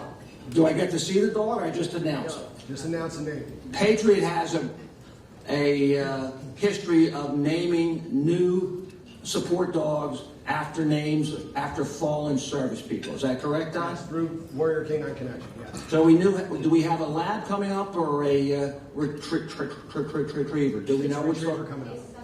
It's a retriever. Is he here today? No, not yet born. Okay, yet to be born.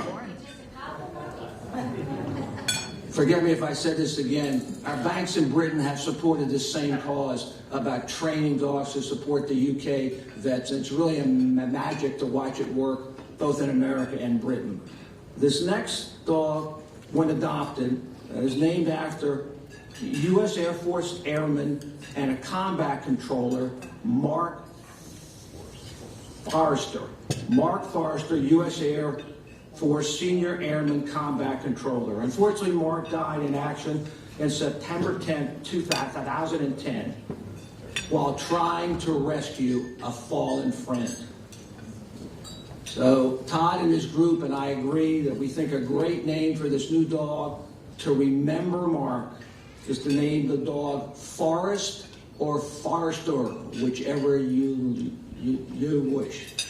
Thank you all, and thank you for supporting this great program. And we in this market should be proud of what we're doing.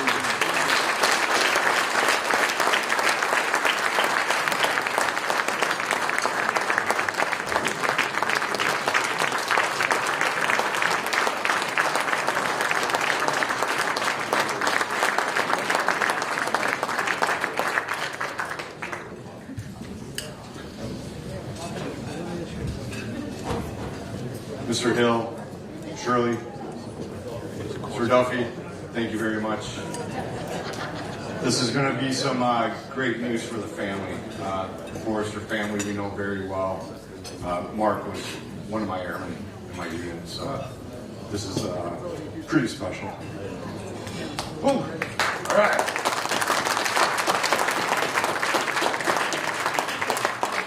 And Ryan, Tommy, you know we're behind you, so whatever you need, you have plenty of brothers and sisters here to help get you through. So, our next is, ooh. Good. Amy. So, 2019 was our last Patriot Fund Invitational. We had a great moment. My partner, not biblically, not that there's anything wrong with that, but Jeff O'Hara and I had stepped away from a foundation, and I told Todd Sherman and his team that I would be no longer working with the previous organization I was with, that we were stepping out and starting something new, Project OVAT, one veteran at a time. You've heard enough of me speaking. Unfortunately, it's not sexy. I don't have a beautiful equine that I can bring up here and show off. I don't have a veteran with a beautiful service dog to come up here and tell their story. I got the next best thing. No. We're a referral system, which means we bring on veterans, and the only thing we require of them is two things: a testimonial, obviously not a video, and the person that we're going to help next. People don't apply to Project OVAT. We find them. We found one tonight. We find them out in the crowds, and our veterans that go through our program, if they think we're worth it, then they refer somebody. And so far, we've done pretty well. So I want to introduce Lieutenant Colonel, U.S. Army Special Forces, retired. Stand up. John Kovacs.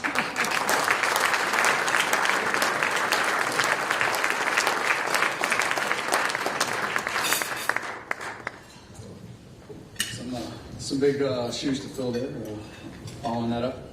But just to kind of help Will out on the bar jokes here, I'll be remiss if I don't do this for my son. I'm kind of known to do dad jokes at his cross-country meet just to relax the kids before they run. So, and we got dogs here. So a hot dog walked into a bar and asked for a beer. The bartender looked at it and said, "We don't serve food here." So, it's a bad joke, I know, I'm sorry. Yeah, walk out.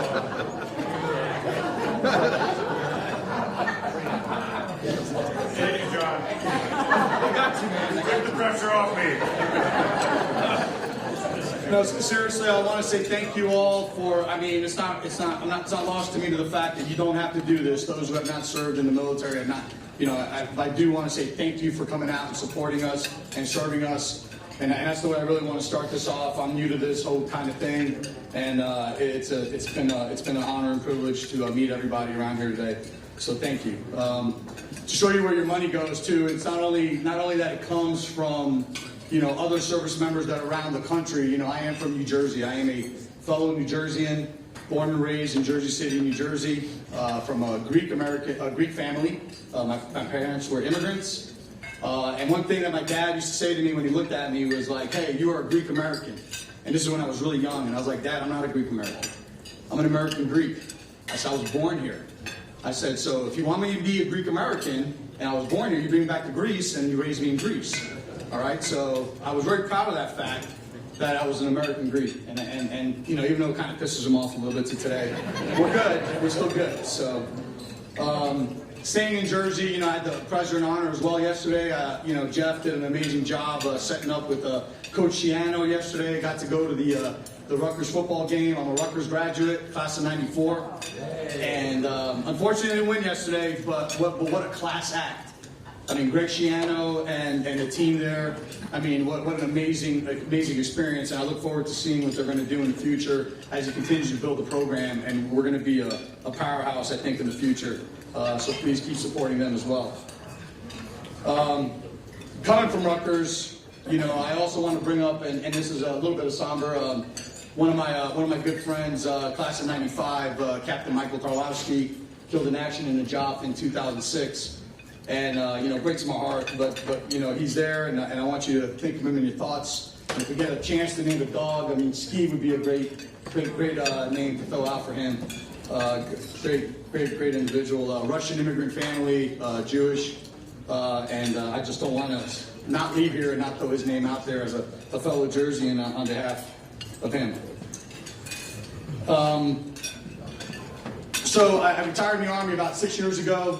And I say that because it's been a long journey for me personally. After I retired out of the military, Project OVAT taking me on. In particular, they took on my best friend Jim Alden, who was one of the first 5 that they took on. And this guy, if you've seen him, he's 6'2", not quite as big as Will, but he's 6'2", and he's 220 pounds, academic All-American out of Virginia, wrestler. big wrestler, and he was sitting on my couch about 3 years ago, crying like a baby.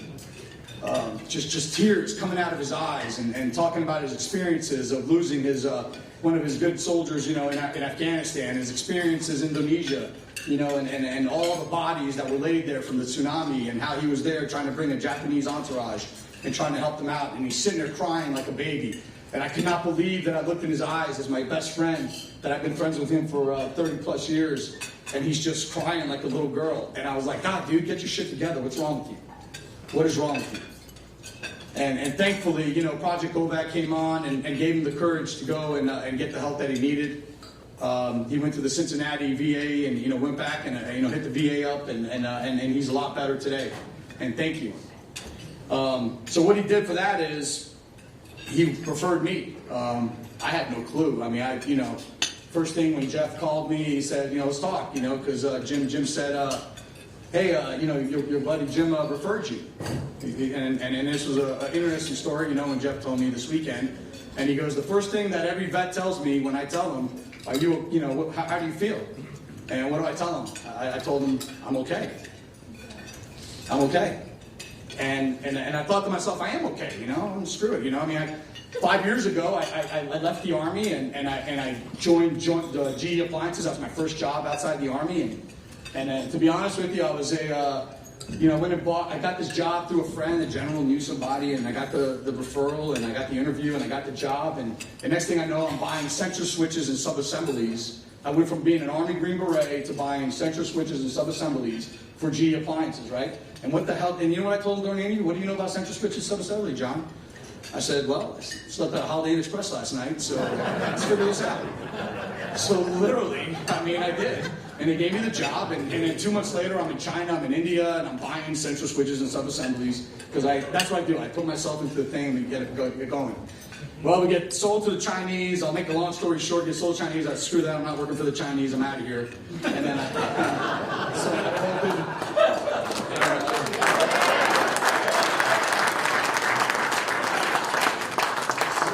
work for a private family, and now I work back for the government, so I gotta be careful what I say on certain things. What you just said. Good, screw the Chinese. So I work for the government again. But what I get at, it took me about 5 years, and the VA system failed me, okay? I did not realize it failed me. I applied. When I left the Army, my last day in the Army, I kept putting stuff in, and they're coming back, yeah, you're good. And you know what? And I was okay. And that's what Jeff told me. So 5 years later, I thought I was like foregone conclusion. I'm not going to get help, right? And so whatever, Jeff called me, and you know what?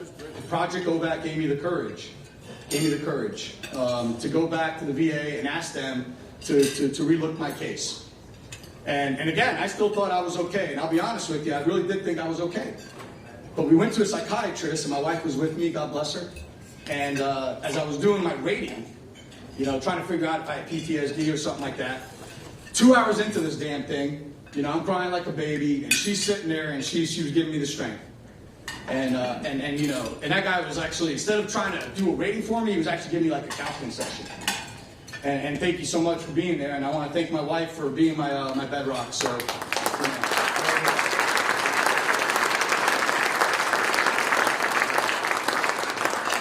That's what I want to finish with. Project OVAC has been amazing. I want to thank you. I want to thank everyone here. It's where I started. Thank you for all you're doing and all the service you are providing, and you're really helping out. And I look forward to continuing this going. So thank you so much.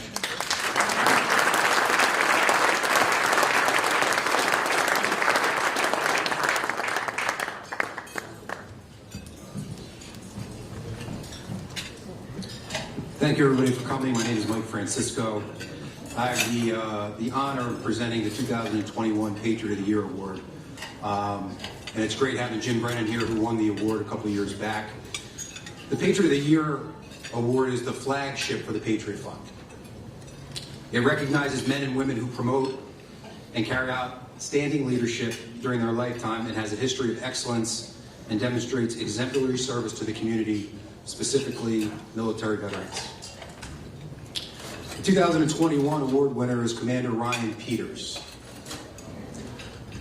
Now, Commander Peters and I went to high school together.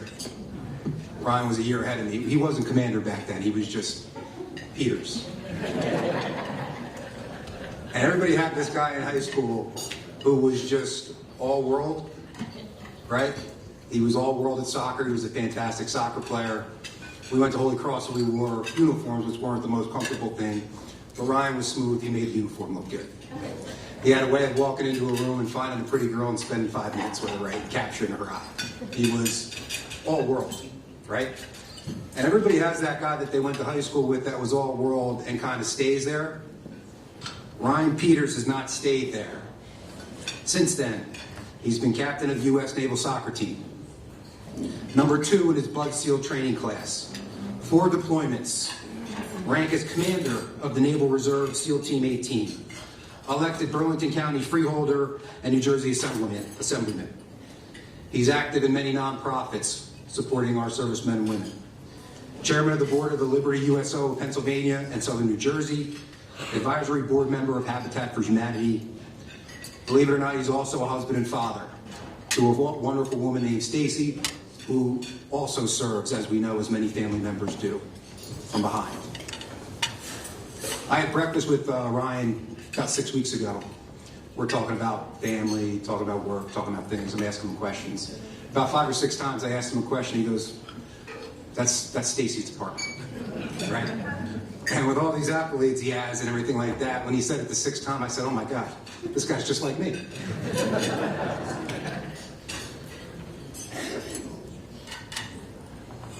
It's interesting, Ryan and Stacy's also the head of the PTA for OLGC.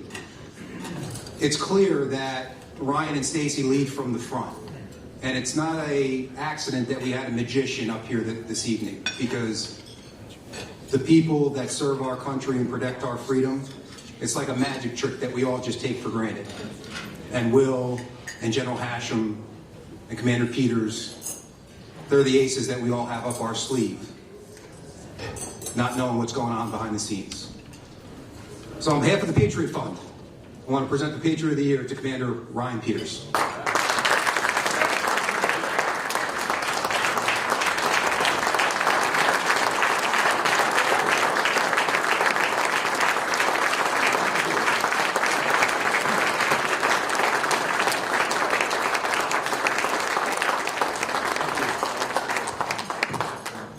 Thank you. So I did meet with Mike. We met for lunch. He called me Friday. He said, look, we get behind. Make sure you speed it up a little bit. So I have this one down. I got it to a tight 30 minutes, so we're going to catch right back up. One thing I did know, all the Air Force guys, they got that cool lapel pin. I didn't get any. I'm stuck behind this mic. You guys got all. Nothing ever changes. The Air Force gets all the good gear. Never put a lawyer behind a mic, but I guess they didn't give me the traveling mic, so they're going to cut this one off. Seems to be the plan. I'm talking about the mic lapel pin, where he can walk around and just say what he wants. No, I got this one. I got this one. I got that. See, now I'm just talking to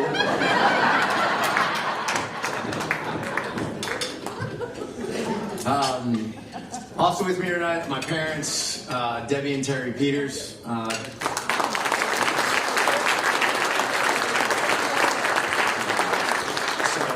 my mom, Debbie, she has a tremendous fear of public speaking. So whenever I do this, I always invite her up to say a few words. Mom, you want to come up?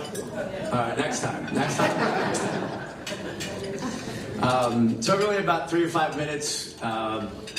I hate talking about myself, so what I want to do is just talk a little bit about my friends.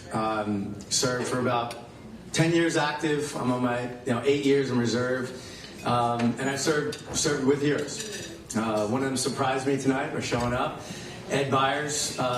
Look, sure he has a Congressional Medal of Honor and 5 Bronze Stars, but. What Ed, to me, he was in my first platoon. So I showed up to SEAL Team 4 as an FNG, which is it's a freaking new guy. And Ed was on his 2nd platoon. So, his job was to train us up. I was the new FNG, and he would bring me along to SEAL culture and what it's like to be a SEAL. And the first thing they do is they take your trident and they teach you up things. So we went on, we did a workup, and that platoon we went to Fallujah. So We go on, all the new guys, they get smallpox right when you get on the plane because you can't get it at home because they take a little prong, they jab it to you, it scabs up, it gets on your clothes, it can go to your family, they get smallpox. So the injection actually goes into you on the plane to Iraq. It's awesome. So I get there, it kicks in, we do our first stop. Now Ed was on his second platoon, first one he was a medic. So Ed, among the other things, is also a combat trained medic. During the training session between the first and second platoon, he had gone to breacher school, so explosives expert. So he's gonna do, we get to this house and he's gonna blow his first door because we're gonna make entry and going in. So I'm sick as a dog with smallpox. He's gonna do his first breach. So Ed sneaks up to the door, puts all the explosives on, and we line up. It's like 3, 2, 1.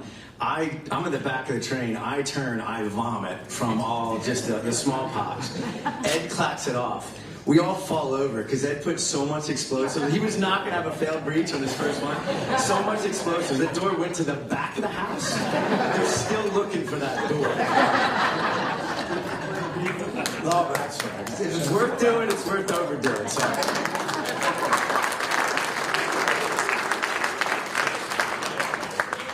Two other heroes I want to talk about tonight. They were two of my Naval Academy classmates, Travis Mannion and Brendan Looney. So, and Ed we have that connection as well. So Travis Mannion went to Naval Academy. We started in 2000. So that was when you joined the military, and we were at a time of peace and had been for a really long time. It wasn't until our sophomore year. I was in physics class when 9/11 happened. And that's when, we came back up and the president said, we're going to war. And what he meant was, me and all my classmates are going to war. So it kind of changed things when you enter in a time of peace and now you're in a time of war. But we looked around and, I had my classmates with me. And so by senior year, as Mike said, I was the captain of the soccer team. Travis Mannion was the captain of the wrestling team. And Brendan Looney was the captain of the lacrosse team. So we would have these captains meetings. You kind of meet with the athletic director and talk through it. And we became really good friends. So I graduated, you go through BUDS. It's a long 18-month program. Travis, goes to TBS, becomes a Marine, goes on his deployment. So he's kind of he's been there, done that ahead of me. He's done his deployment. He comes back and, he could have some downtime and they activate him again. I said, hey, can you come back and do another one? And he didn't have to. It was optional. And, but when his uncle came in and said, Travis, you don't have to go back. And he said, if not me, then who? If I don't go, then who's going to go? Travis went on that deployment, and it was Fallujah. And he was there. I met up with him again with another guy who graduated, but he had colorblind. So he became an intelligence specialist. So Brendan Looney was working for SEAL Team 8 when we turned over, and he was the intelligence specialist. Travis Mannion was the Marine out there because we were on a Marine base. And me. We sat there and we went through that deployment. On the last operation of that deployment, we were on an op and we lost our good friend, SEAL Clark Schwether. So that deployment ends, we go home. I'm on a trip. We're going to Great Lakes, Crystal Falls, Michigan to go bury Clark. So we were all driving up there and I get a text. It said, hey, Travis was shot by a sniper. So Travis had passed on my way to bury the one guy from our first platoon. So Brendan then goes, I'm done with this intelligence specialist thing, and I'm gonna go and be a SEAL. So he calls me, write him his letter of recommendation. He goes through SEAL training, becomes the honor graduate, goes in, takes his first platoon. He takes over my last platoon. So I'm headed out. Hey, Brendan, good to see you again. And they go to Afghanistan. They're probably halfway through deployment. He gets in a helicopter with 3 guys from my old platoon. Brown out, helicopter pilot gets confused and drives right into the side of a mountain. And Brendan passes away. And Brendan and Travis were roommates. And they were now buried together side by side in Arlington National Cemetery. His father is a colonel in the Marines, wrote Brothers Forever about those two and that story. What I guess tonight, We all know that when you go and you sign up to be in the military, it's often said, and I think it's the most apt description, is when you join the military, you write a check to the United States government. And the amount says, for up to and including my life. There are many heroes whose check was cashed, but there are plenty who they only took a small deposit. Maybe a limb, maybe a couple limbs. There's also a lot in this war. We made up new acronyms. We found out about things like TBI, traumatic brain injury, PTSD, post-traumatic stress disorder. Remember my first interaction with it. So I mentioned the last op where we lost Clark.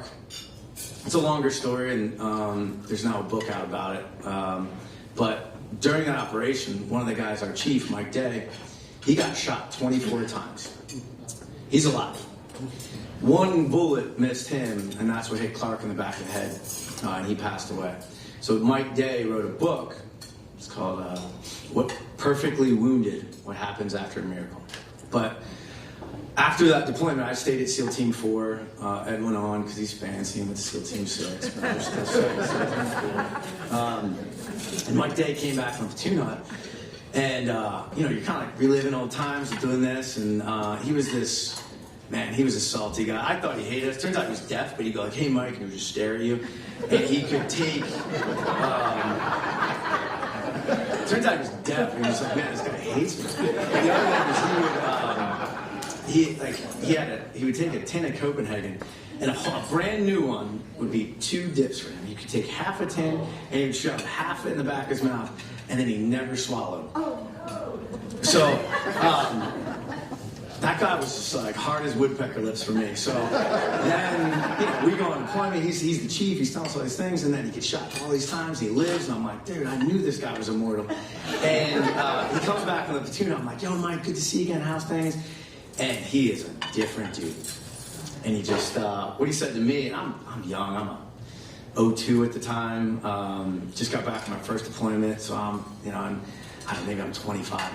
I'm still like the hard charging on to him. And all he said to me, he goes, "Feels like there's a chink in my armor. Like, I'm not indestructible anymore. Like maybe things can hurt me."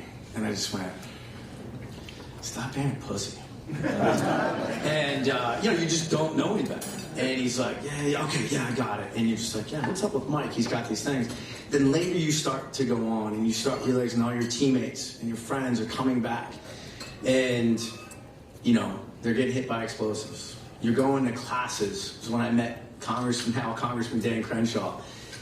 I was with him after he got his eye blown off, and we were down at a course in Tampa. We were learning how to shoot left-handed. All your friends just have eyes missing, chinks in their armor, fingers missing.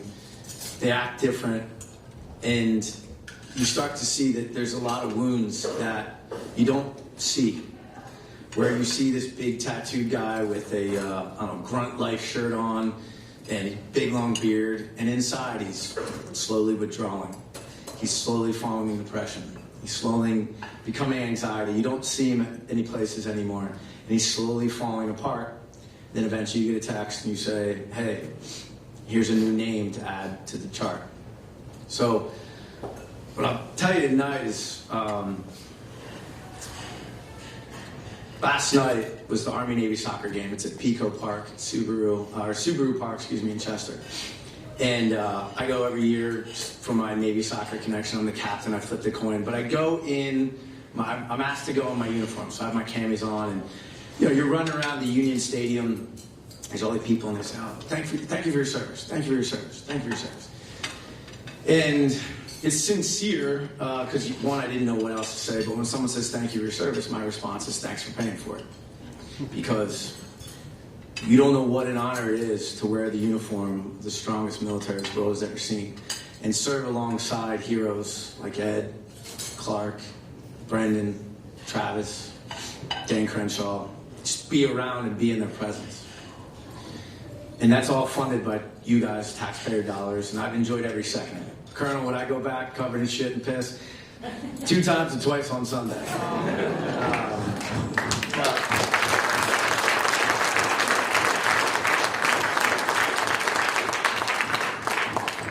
what I'll ask you tonight is, you know, when someone says, you say thank you for the service, say thanks for paying for this tonight.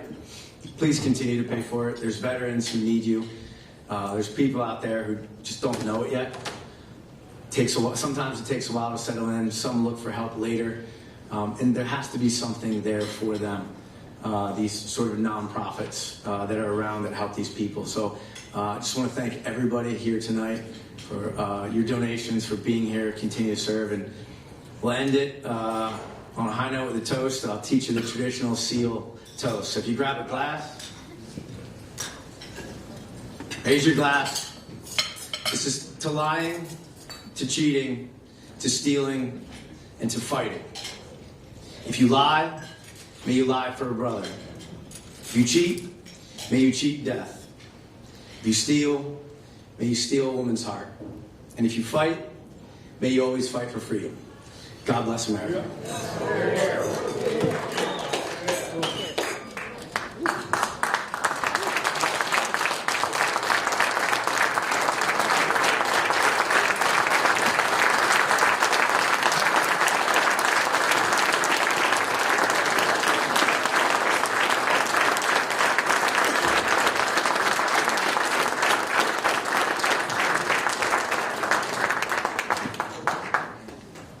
Mr. Peters, thank you for those words, and thank you. So, folks, you guys ready to have some fun? Yes. All right. I'm going to introduce somebody really quick, and then, man, we're going to get on to where the money meets the road, the good stuff. Let's show your support. So I'd like to introduce the Vice President of the Patriot Fund, Major General Steve Hashem.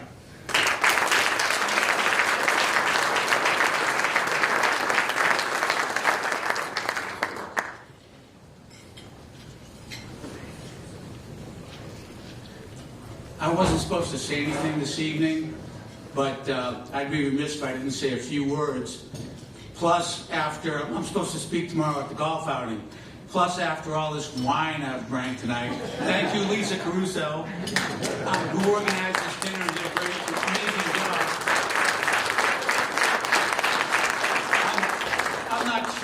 I'm not sure I'm going to make it until tomorrow. So I thought I'd speak tonight, say a few words tonight while I'm doing okay. So I apologize in advance if I slur a few words. But first thing I want to say is congratulations to my good friend Ryan Peters on your award, the Patriot of the Year.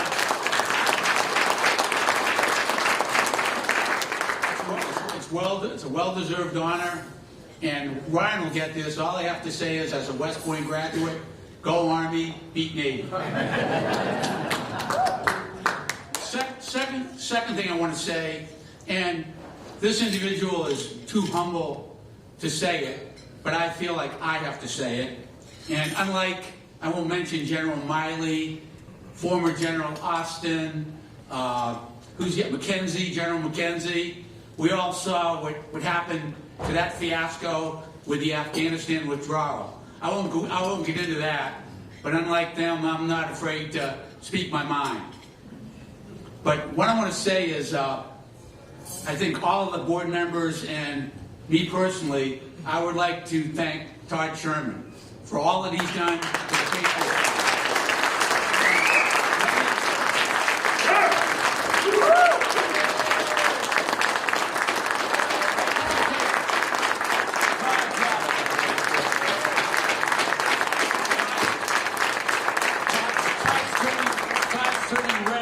That's okay. But you know, some of you know this. He donates thousands of dollars, contributed thousands of dollars to the Patriot Fund. His staff, okay, and I hope none of you have investments with him. His staff spends a lot of time, okay? They spend a lot of time supporting and prepping for our events, okay, for the dinner tonight, for the golf outing tomorrow. I mean, I'm telling you, they put in an unbelievable amount of time supporting this. Todd, more so than anybody. His dedication and commitment is unbelievable. So, thank you, Todd, for that. What I want to say about the Patriot Fund, okay, what makes us special, and keep this in mind when we have the paddleways, and I'm going to talk about this tomorrow at the golf outing too, is nobody on the Patriot Fund, okay, on our board makes 1 penny. Nobody makes a penny.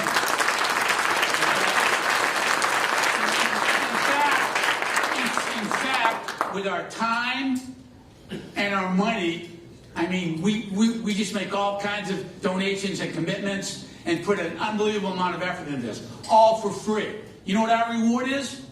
Our reward is the satisfaction of helping out veterans, servicemen and women, wounded warriors, and military families. That's the reward we get out of that, and you can't put a dollar value on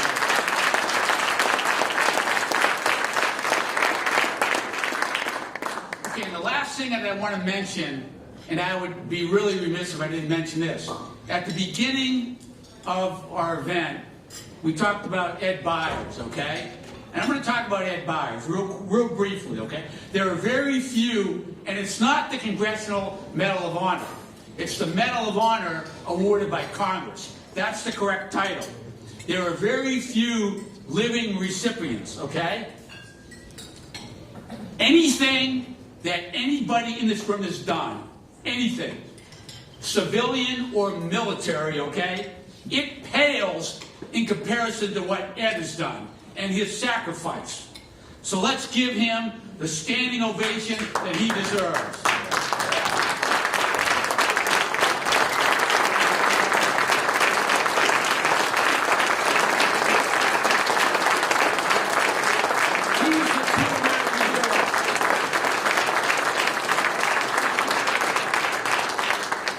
So with that, I'm going to turn it over to Todd.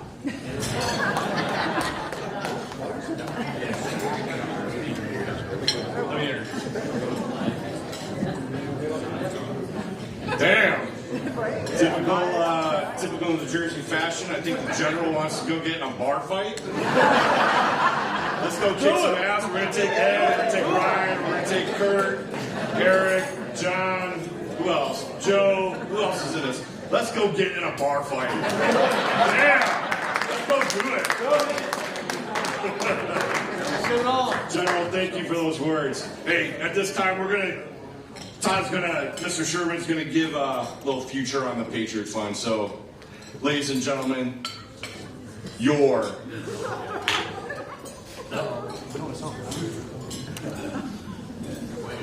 Patriot Fund President, Todd Sherman.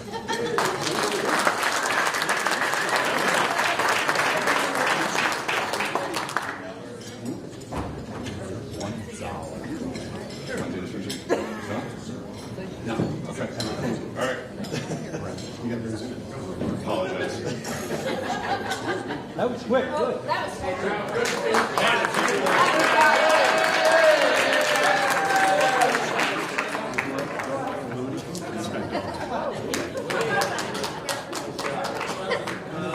All right.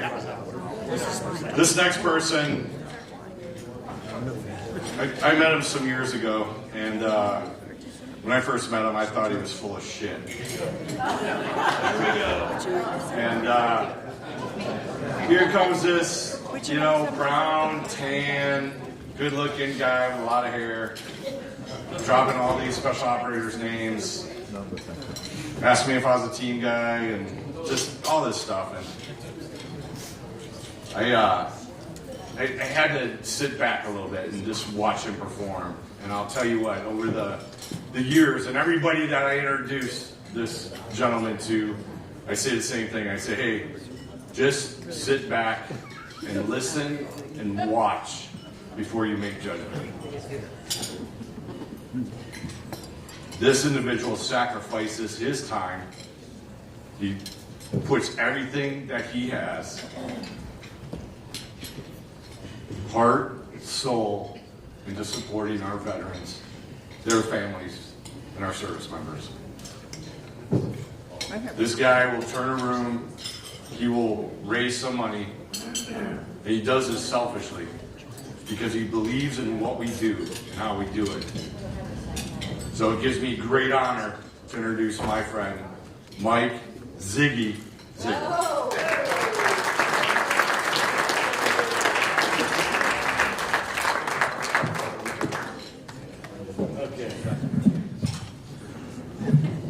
How we doing? Yeah?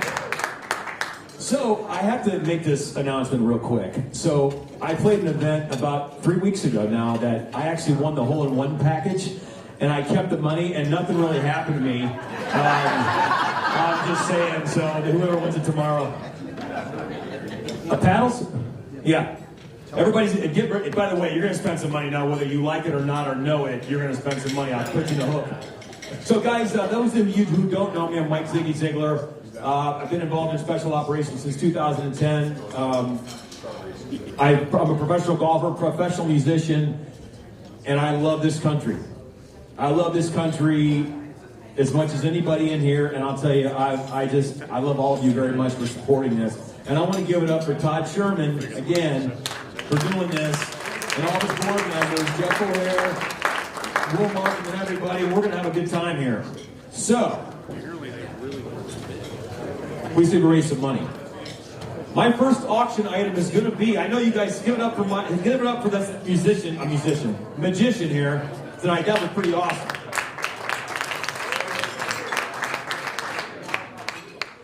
Yeah, I'm going to auction off Mio. Dios Mio. What's that? Oh, an eagle. Actually, Ryan was making me good. We're going to auction off you to come here and give a speech. All right, guys, so the first item up for bid is this gift certificate is good for an evening of Magic by Mio. So, this includes close-up magic. This is a good word for everybody. Mentalism, with an optional mentalism stage show or a virtual interactive mentalism show. I'm going to bid on this, babe, just so I can find out what all those words mean. All right, so it includes travel within a 50-mile radius of Fort Lauderdale, Florida. Other locations may require additional fees, airfare, ground transportation, hotel, all that good stuff. Thank you very much. That's a little better now. All right, here we go. He's going to come to your house and basically perform a magic show for you, and maybe he'll teach you a trick or two, right? So, guys, we're going to start this off. We're going to start this off at $3,000. $3,000, anybody? Let me see some hands up here. He's going to come to your house. He's going to give you some magic. He's going to have some fun with you. He's going to wow you and your friends, and maybe teach you a trick or two. 3,000. Anybody there with $3,000? Anybody? 3,000. Thank you, sir. 3,000. Can ask that. We'll be 3,000. Ask at 3,500. Anybody for $3,500? 3,500. 3,500. 3,000. 3,000. 3,250. Let's say. How are we doing for 3,250? Anybody? 3,000. Working 3,000. 3,250. Thank you, sir. 3,500. Anybody? $3,500. A night of magic with a magician. $3,500. Asking $3,500. Anybody? $3,500. $3,250. It's going to be pretty easy here. $3,250 going once. Thank you. $3,500. $3,750. $3,750. Anybody? $3,750. Thank you, sir. $4,000. Oh, it's all night. We'll keep them there all night. We'll lock the doors. Now youths ain't leaving. Now youths ain't leaving. So where are we at? $3,750, right? $4,000. Anybody? $4,000. Anybody? $4,000. Anybody for $4,000? $3,750. $3,750 going once. $3,750 going twice. Congratulations. $3,750. Number 93. Number 93. Thank you. Alrighty. So, can I get, where'd Jennifer go? Or somebody, can I get somebody to take this around the room, please, and show it to everybody? Yeah. So, guys, this auction item here is very, very, all these are very special, but this one's really special. This is, yeah, this would be great. There you go. It's a knife. Air Force guys don't handle those. Okay, I didn't know this was going to be auctioned off tonight, and actually I want this for myself. So I don't have the charisma and the showmanship and the tan. And there you go. But I'm going to tell you about what a historical artifact this is right here. This is signed by our oldest Medal of Honor recipient. There's only 67 living Medal of Honor recipients in the nation. And we have one from World War II. And it's Woody Williams. He's a U.S. Marine, and he earned the Medal of Honor at Iwo Jima as a flamethrower. And so I don't want to be doing this right now, but what's more important than me having this sit at my own bar in my house is the fact that we raised a whole bunch of money tonight for the Patriot Fund. So like I said, I didn't know this was going to be auctioned off tonight. Thought it was going to be a silent auction. I know Woody quite well. I do events with him throughout the country. This man is 98 years old. He just celebrated his birthday yesterday. And he travels over 200 days a year going around our nation at 98 to raise money for our veterans. And one of his biggest claims of fame is that he actually does Gold Star memorials in towns that don't have the money to put names on a wall for those who've died. So I came from a hometown. I came from a little town in Northwest Ohio that has less than 1,000 people. We don't have a stoplight. And so they don't have $50 or $75 or $100,000 to put a granite memorial for the veterans that went off to war and died. And this is what Woody Williams does. He's from West Virginia, and he goes around, and his goal in life before he dies at the young old age of 98 is that he has one of these at least in every state in our great and fabulous country. This is signed by him. So I'm going to mess up a little bit on the facts here, but just to give you an example, the war in the Pacific was unlike a war we have ever seen. And on Iwo Jima, there was 22 Medal of Honor recipients. There's been that many since 9/11, and I happen to be one of them. So one battle in the Pacific created 22 Medal of Honor recipients, the same in likeness that we had in the past 20 years.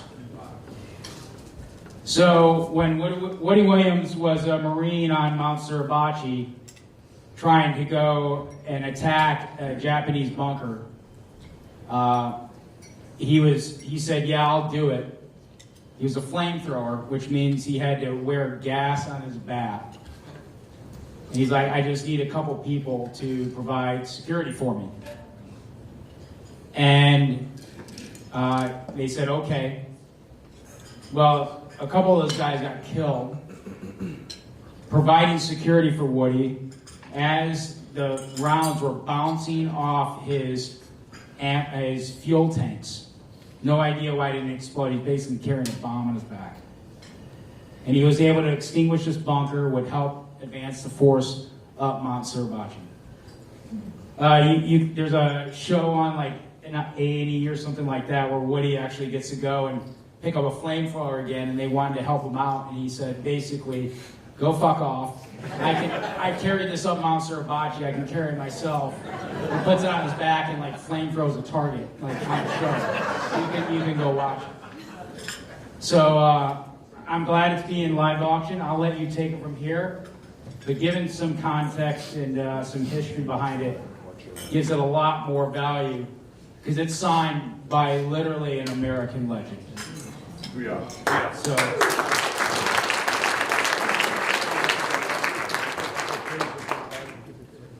So let's think about what just happened here. We have the oldest living Medal of Honor recipient, his item, knife, being walked around and shown by another Medal of Honor recipient, guys. I mean, this is part of history right now. I think this is incredible. I'm going to start this bidding off at $5,000. $5,000 this night. Thank you, sir. $5,000. $5,500. Anybody? $5,500. Thank you, sir. $5,500. $6,000. Anybody? $6,000. $6,000. Thank you, sir. $6,500, sir. Thank you. $7,000. Thank you, sir. $7,000. $7,500. $8,000. $8,000. Thank you, sir. $8,000. $8,500. Let's go to $10,000. Come on. Should we 10? Thank you, sir. $10,000 right there. There we go. Here we go. Here we go. Here we go. $11,000. Anybody for $11,000? Anybody for $11,000?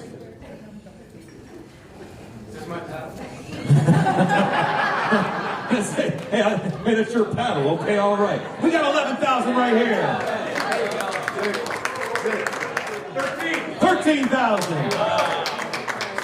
How about 14,000? Somebody go 14. We're at 13,000 right now. Hey, I just want to give you one example. I have a challenge coin. I don't know if you know what those are. My challenge coin, the thing that cost me like $18 to make, it went for $18,000 like last month. All right, so you get a challenge coin. You get a challenge coin with the number 77 on the back. I'm just saying. This is a knife. And that's a knife. That's a knife, mate. That's a knife, mate. So can we get 14,000 out of this? We're at 14,000. Thank you very much. 15,000. Anybody? 15,000 right there. Let's get real right now. What do you say we get real? Hey, I'll tell you. Show me the coffee cans in the backyard. Will anybody go $20,000? Anybody go for $20,000? This is a Patriot Fund, guys. This is Ed Byers holding the oldest Medal of Honor recipient living. Can somebody go $20,000? We're at 15 right now. We got $20,000.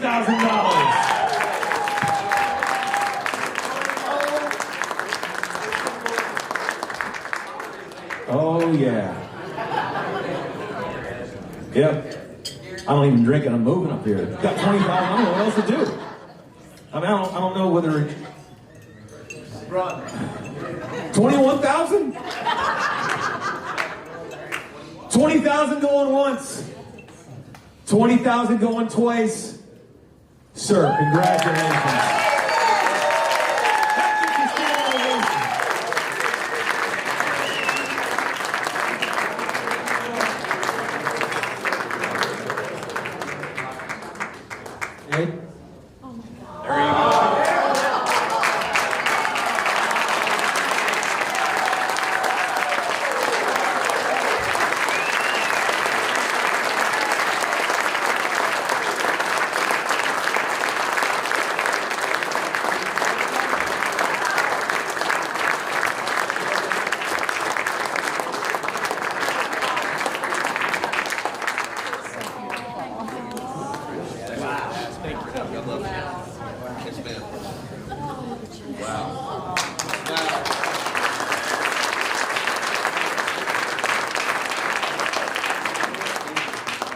Hey, you know what? Before I crack a joke, so I don't start crying up here.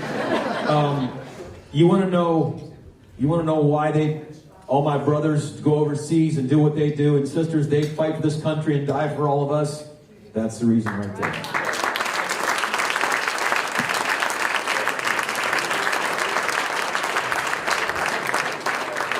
So here's what I think. For all that, this magician needs to show Ed Byers that trick you just did. I'm not shitting. He needs to show him that trick and show him the 77 deal. God bless the United States of America. You know, I gotta tell this. I'm a huge, being traveling around doing golf shows for the last almost 20 years. I'm a huge Rodney Dangerfield fan. Anybody ever seen the movie Easy Money with Rodney? My favorite lines of all time is in that movie. In the beginning of the movie, when he's with all the little kids and they're all at the table, and he goes, "Hey, who's the big birthday girl?" And she goes, "Me." He goes, "How old are you?" And she goes, "I'm this." He goes, "Yeah, well, call me when you're this." Okay, all right. What are you laughing, Jennifer? That's how I landed you.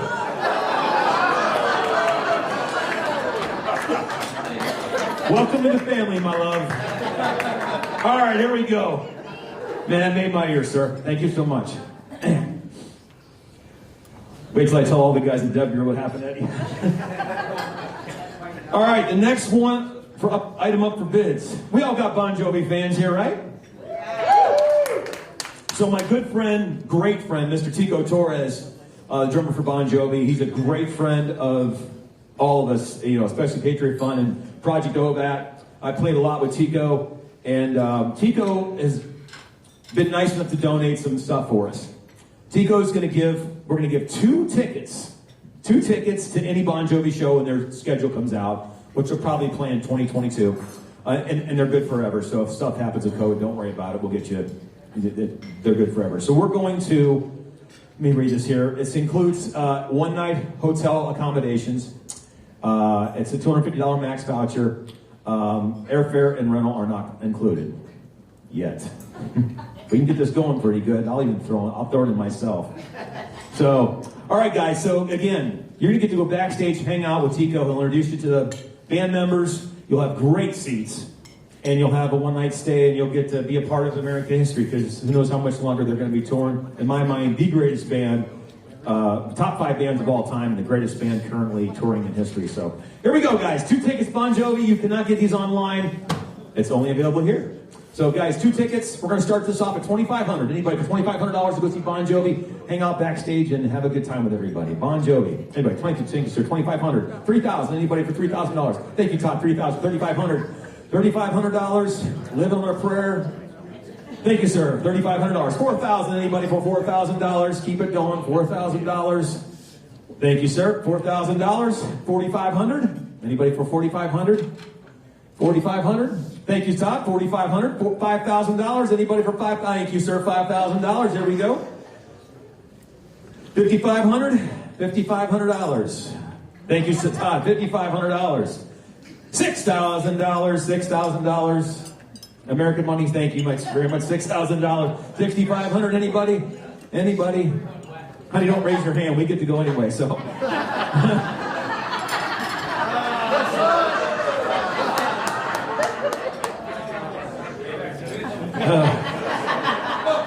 I'll tell you, I got a broken hand. Easy now, easy.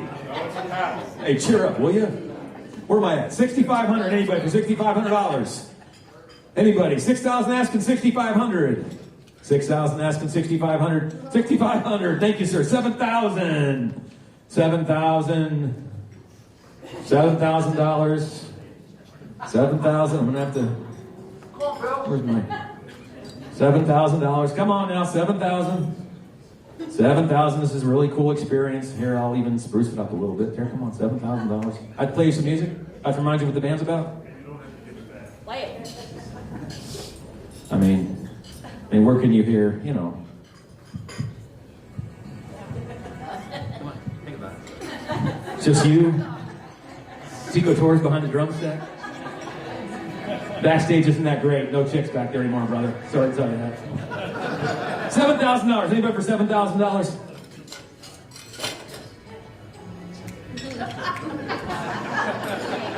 All right, $7,000, $6,500 going once, $6,500 going twice.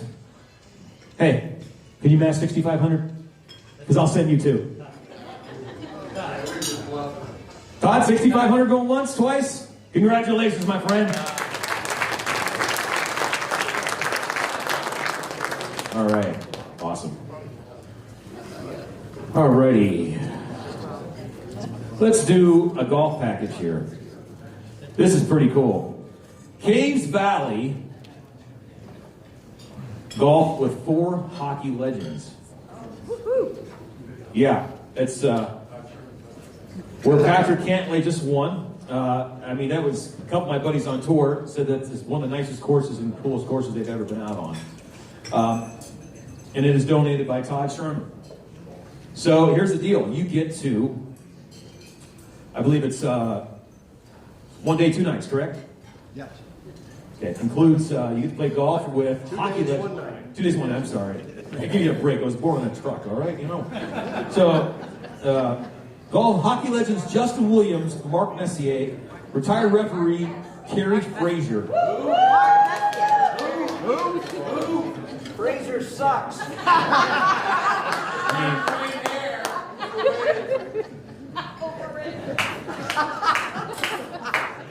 Yep, there we go. Pretty cool, guys. This is going to be awesome. This is priceless. I mean, you cannot get on this golf course. I can't stand for that. Okay, I got to tell you, I was just with Mark Messier on Monday night.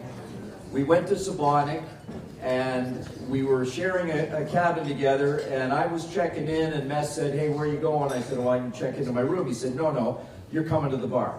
So we went to the bar at Sebonik, and we were the last 2 dogs there, but I have to tell you, I came in with Gretzky, Messier, and I left the league with Sidney Crosby and Ovechkin, but I had the final game, Flyers, Rangers, that 2010, the Flyers won, Sandy, in a shootout, went to the finals. So the point of this experience with Messier, the stories, we sat there and had the bartender laughing and crying with the stories that we shared. This is not just about a great golf course, Caves Valley. Ladies and gentlemen, I'm going to tell you, when you go with the captain, the Mess, I've never seen a more, he'd be a warrior. If he was military, you'd follow him anywhere because he was a leader. And I'm going to tell you, whoever wins this, whoever bids on this the most, is going to have an experience that you will never, ever forget. We'll make sure of that. Ziggy, thank you. Fantastic. Thank you so much. All right, guys. There we go. We're going to start this off $7,500. Anybody? $7,500. Thank you, sir. $7,500. $8,000. Anybody? $8,000. $8,000. Caves Valley. Caves Valley with some legends and some good times, some really good golf. $8,000. Thank you so much. $8,500. Anybody for $8,500? Thank you, sir. $8,500. $9,000. $9,000. Thank you, sir. $9,000. $9,500. $9,500. Golf, hockey, green grass. There we go, $9,500. How about $10,000? Let's go $10,000. Get it to 5 figures, 5 figures. $10,000, Caves Valley, $9,500. Asking for 10. Anybody for 10? $9,500. Again, Caves Valley, very, very difficult course to get onto. And you're going to get to play with some legends and have a great time, and I'm sure tell some really cool stories. Have a couple adult beverages. $9,500. Asking for 10. $9,500. Going once. $9,500 going twice. It's a great deal. Last chance. Can I add another one? No. 2 signed jerseys. Messier's jersey, Rangers, home jersey in blue, signed personally by Mess, and my referee jersey. That's awesome. That's priceless. So $9,500 asking for 10. Who's going to give me 10 now? He just donated 2 jerseys. Thank you, sir. 10,000.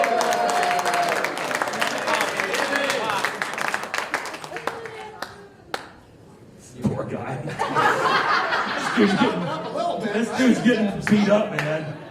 All right, 10,000, 10,500. Anybody 10,500? Working 10,000, asking 10,500. 10,000 going once. 10,000 going twice. Congratulations, my friends.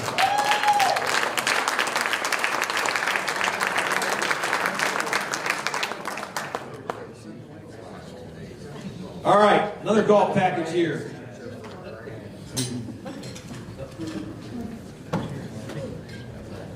Everybody likes Pebble Beach.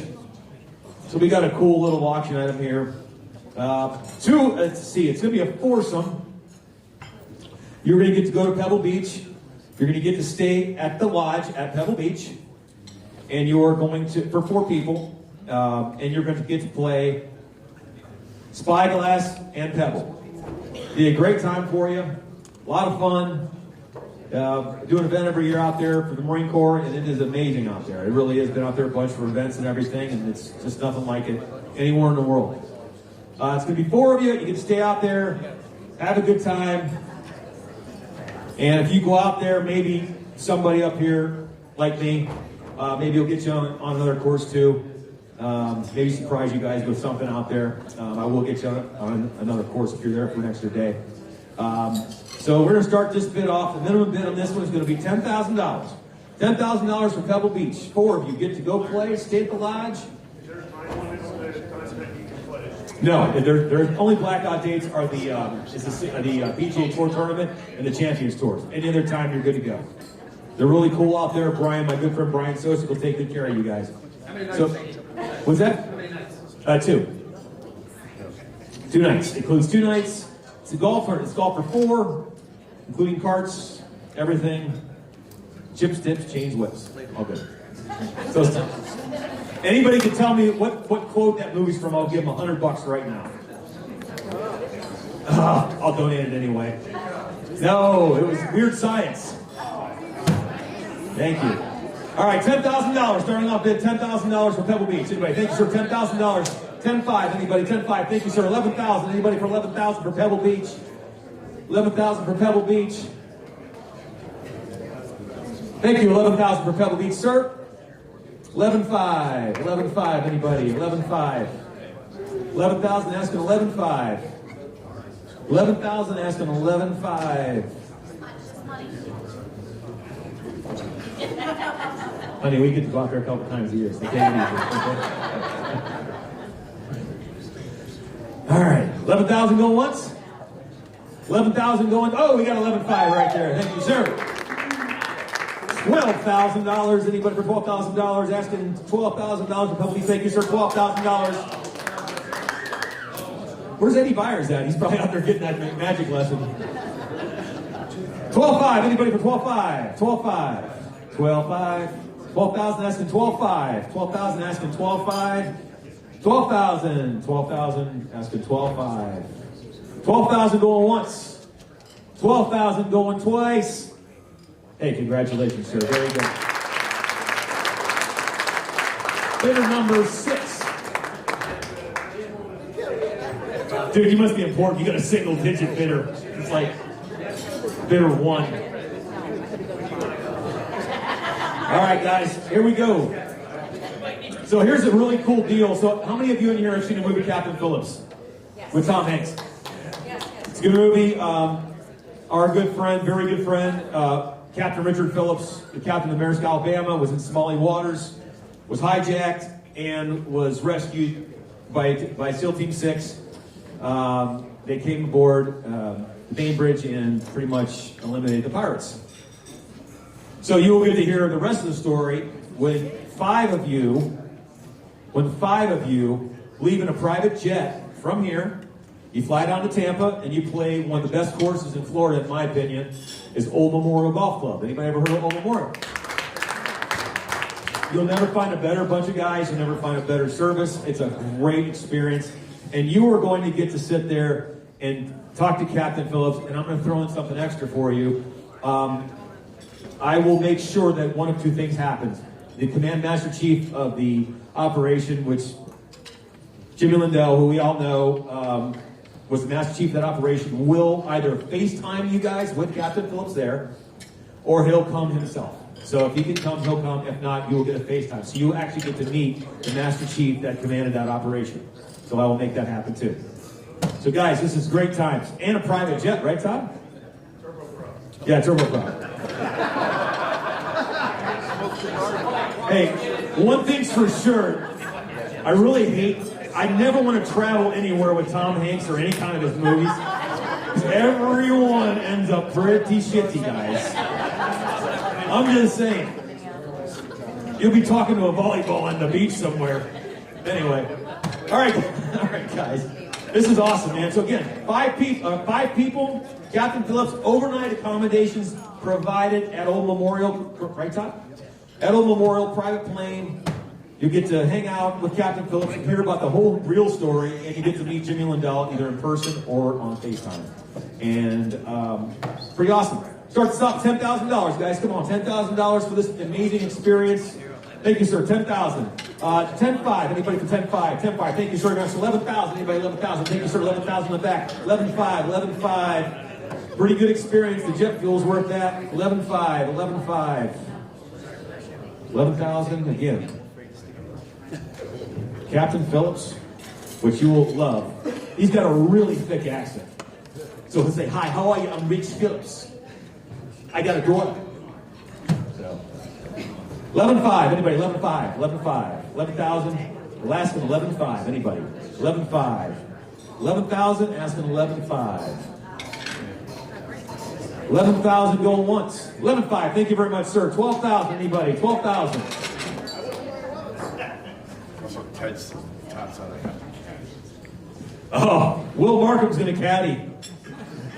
There we go. We got 12,000 now.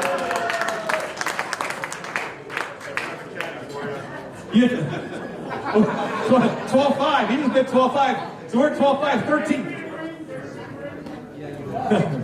Dude. Did you say Kenny Reed? Listen, hey, we're raising money. This dude reads greens for Jack Nicklaus in his prime. I mean, he's the best.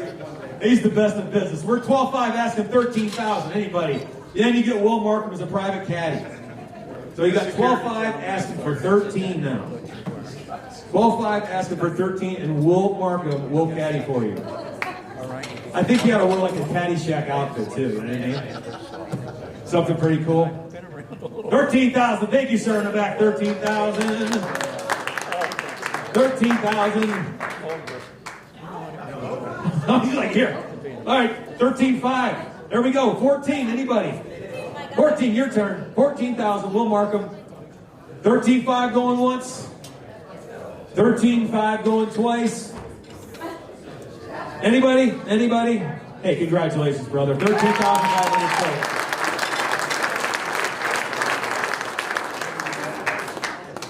Wow.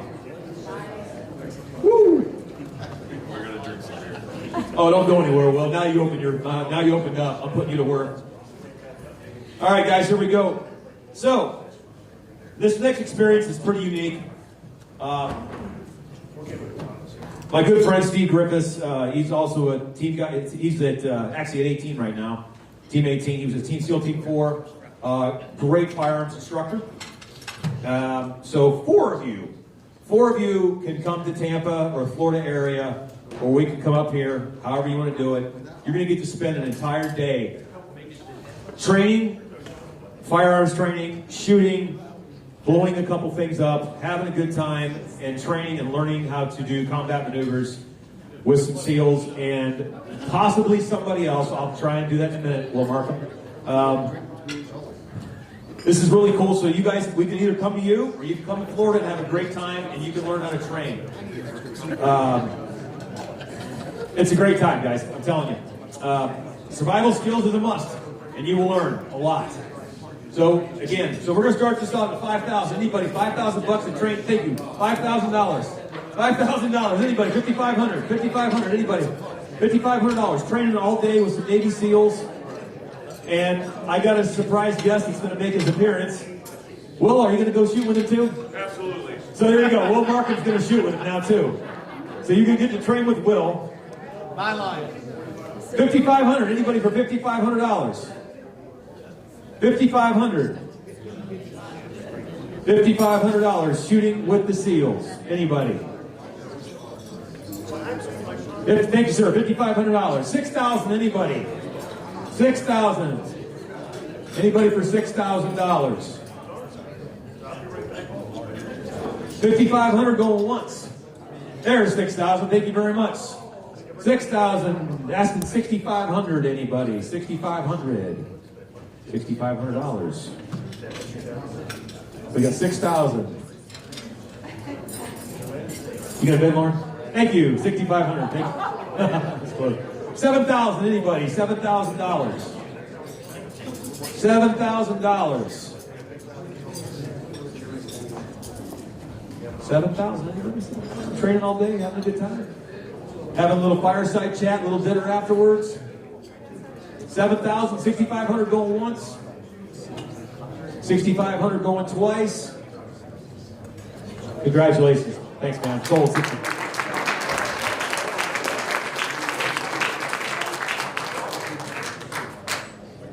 All right, guys. I think now we need to do, this is kind of a part of the program that I really enjoy to have is the... We have one more. Can you mic me up? Yeah. Hey, we got one. I'm sorry. We got one more live auction item. One of our K9 partners decided that this would be really special to do and we would like to live auction off another naming of a dog with Leashes of Valor, one of our canine partners, a great organization, same as the Warrior Canine Connection. But we just got an anonymous bid in. John, somebody just donated $25,000 to name a dog Ski.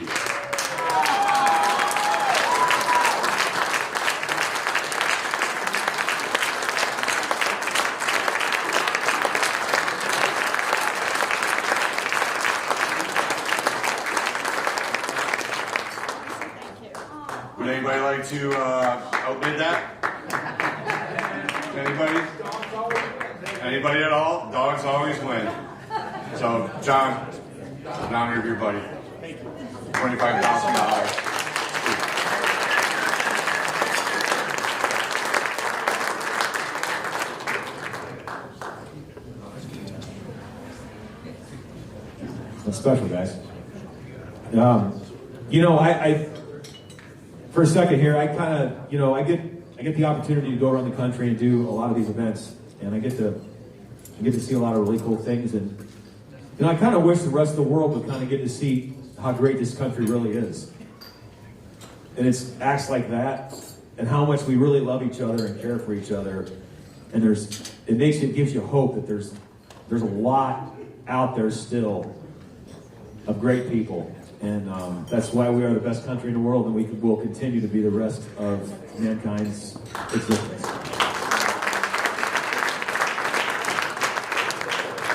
All right, let's get to the next order of business here, and that is the call to the heart. So this is a chance for you to just donate something. If there was an auction item you wanted, you just wanted to donate money, it goes straight to the Patriot Fund. And again, guys, you know, you're going to see a lot of different charities, and I can tell you this one here is about as good as you're ever going to see. I mean, you know, no high admin costs. They research everybody. They're intact, and they're great people here. So we're going to start this off at, again, this is the Call to Heart, a straight donation. We're going to start this off at a $30,000 donation. We've already had one. We've already had a couple of nice big donations. Anybody would like to donate $30,000, raise their hand, please. Anybody? $30,000 to match? How about 20? Anybody for $20,000? Would anybody like to do a $20,000 donation? Anybody for 20? 15. Anybody for a $15,000 straight donation right to the Patriot Fund? How about 10,000? Anybody for 10,000? Thank you, 10,000. Number 57. Number 57. Did I get some more to match? Oh, sorry. Number 8. Sorry, man. Sorry, sir. Number 8 for $10,000. So I will. Anybody else for $10,000? RWS will commit to $10,000 to the Patriot Fund also. Over here, Todd. We got you. So RWS will commit to $10,000. Anybody else for $10,000? We got 3. Let's get 4, guys. One more. One more for $10,000. You're going to help a lot of people. How about 10,000 for the magician to show Eddie the trick? Sorry. We got number 96. Thank you, sir. 10,000.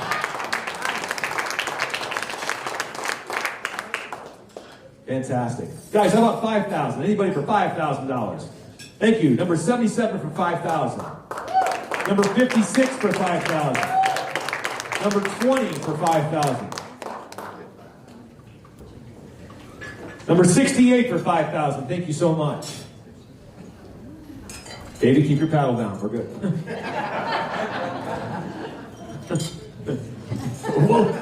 Will's going to boot me out and just keep you around, man. All right, anybody else for $5,000? Anybody for $5,000? Anybody for $5,000? Anybody for $5,000? One more try. Okay. How about $2,500? Anybody for $2,500? $2,500. Number 66 for $2,500. Number 48 for $2,500. Number 14 for $2,500.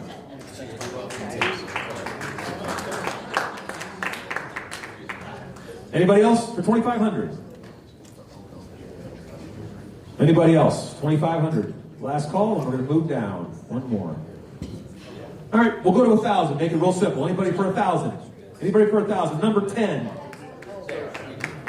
Oh, one more. I'll double anybody that donates for 1,000. There you go. We got a double donation for anybody who donates 1,000.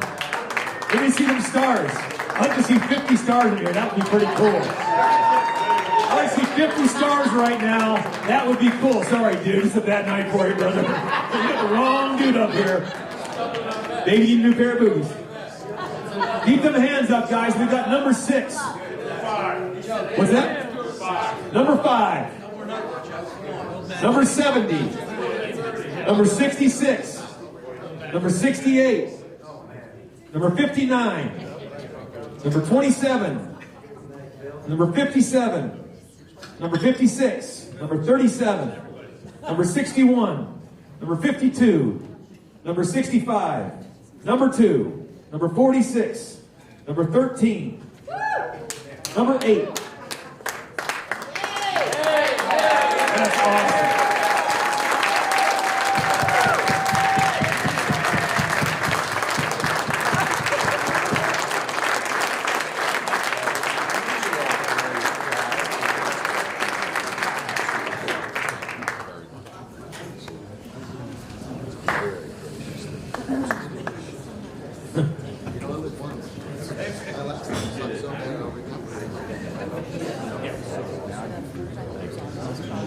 Guys, I'm pretty sure that we just did pretty well. I'm guessing that. First and foremost, also, let's thank the golf course here too for a wonderful evening, for all this great food and wine. And also,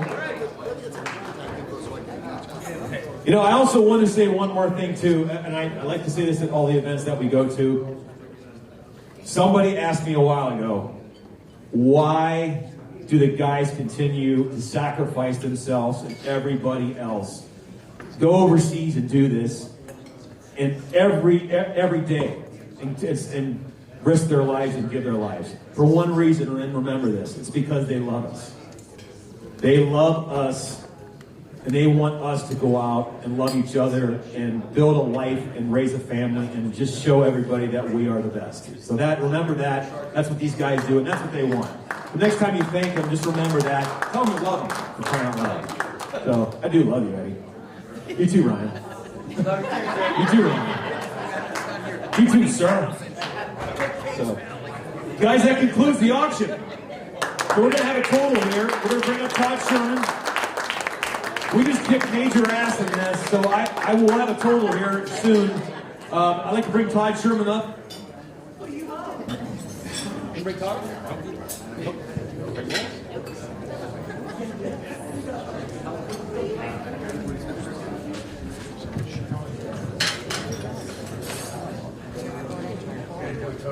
How about that? We're gonna get a total here.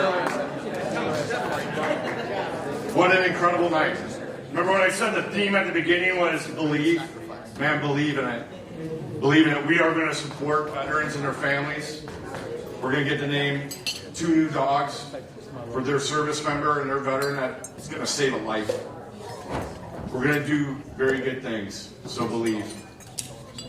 And believing goes right into being our future. So I'd like to bring our president, Mr. Todd Sherman, up. He's going to tell us about some closing remarks in the future. Todd. Todd, you're matching every. All right, folks. Got to wind up here. Bear with me just 2 more seconds. First off, Lisa, can the chefs come out? 5 minutes. All right, I'm going to wait on that then. Folks, if I could have your attention just for 2 more minutes. Sorry. There's a few references tonight, and I do appreciate it when people are thanking me, and and Nicole's heard this from me 1,000 times. If there's anything that I think that I can do well, it's that I gather good people.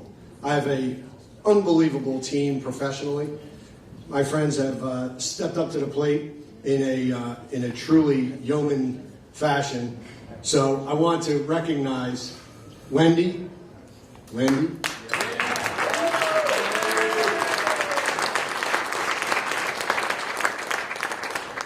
Lauren, who many of you have spoken to, and who's here fresh from being maid of honor for her sister's wedding yesterday. Carla.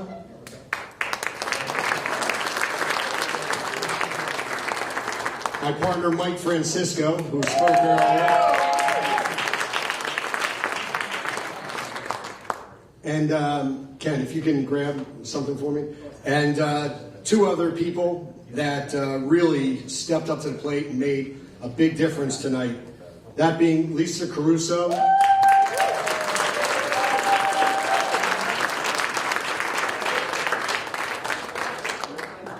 And my wife, Nicole.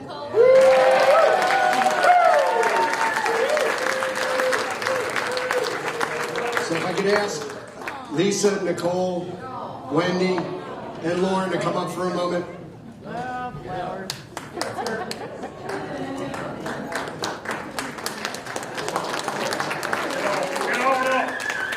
Get on up there.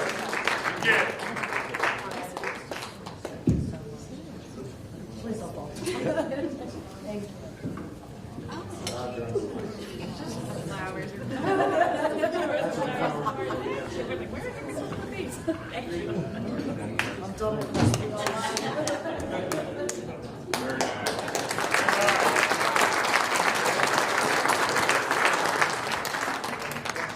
And folks, you know, it's really quite powerful. Like I said, this is our 5th anniversary event over the 6 years. Last year was a special year. We did it during COVID, and my board stepped to the plate, and we made our own donations, and many of you made a match, or we matched what you did, so we raised money even in a COVID year. So far, we've raised over $1.2 million.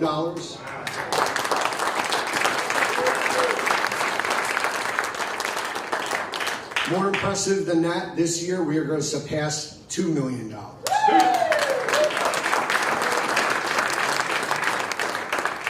And I want to take a moment to thank one person who continues to go above and beyond in a quiet way. So I'd like to show our appreciation from the board of the Patriot Fund.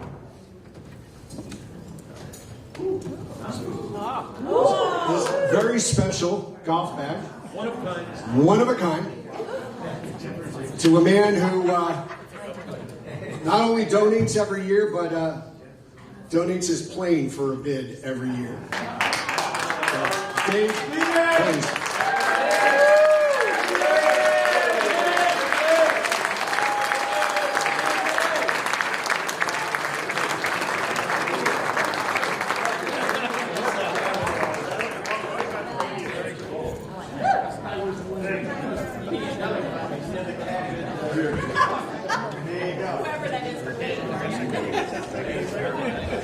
So how am I with the, I gave you 5 minutes. Can I get them? Great job.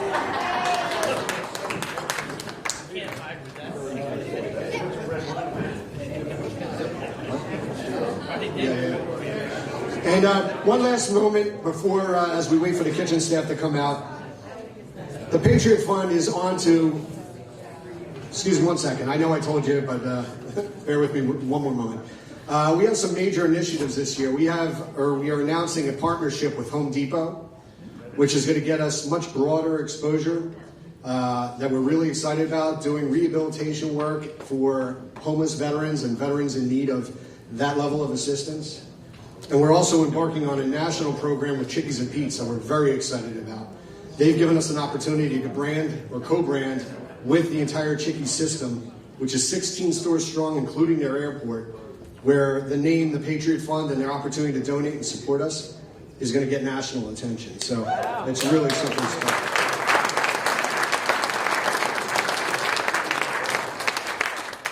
And right on time, we'd like to thank Laurel Creek for their outstanding dinner this evening. The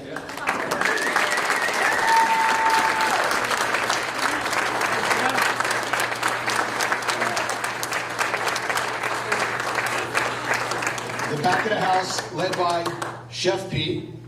Thank you, Chef. And the front of the house, led by Linda, as always. Thank you so much.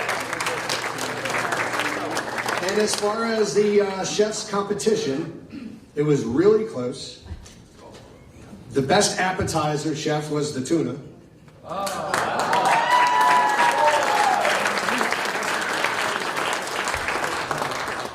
The best entree was the sirloin. Yes. So Chef Casey is the winner of the challenge.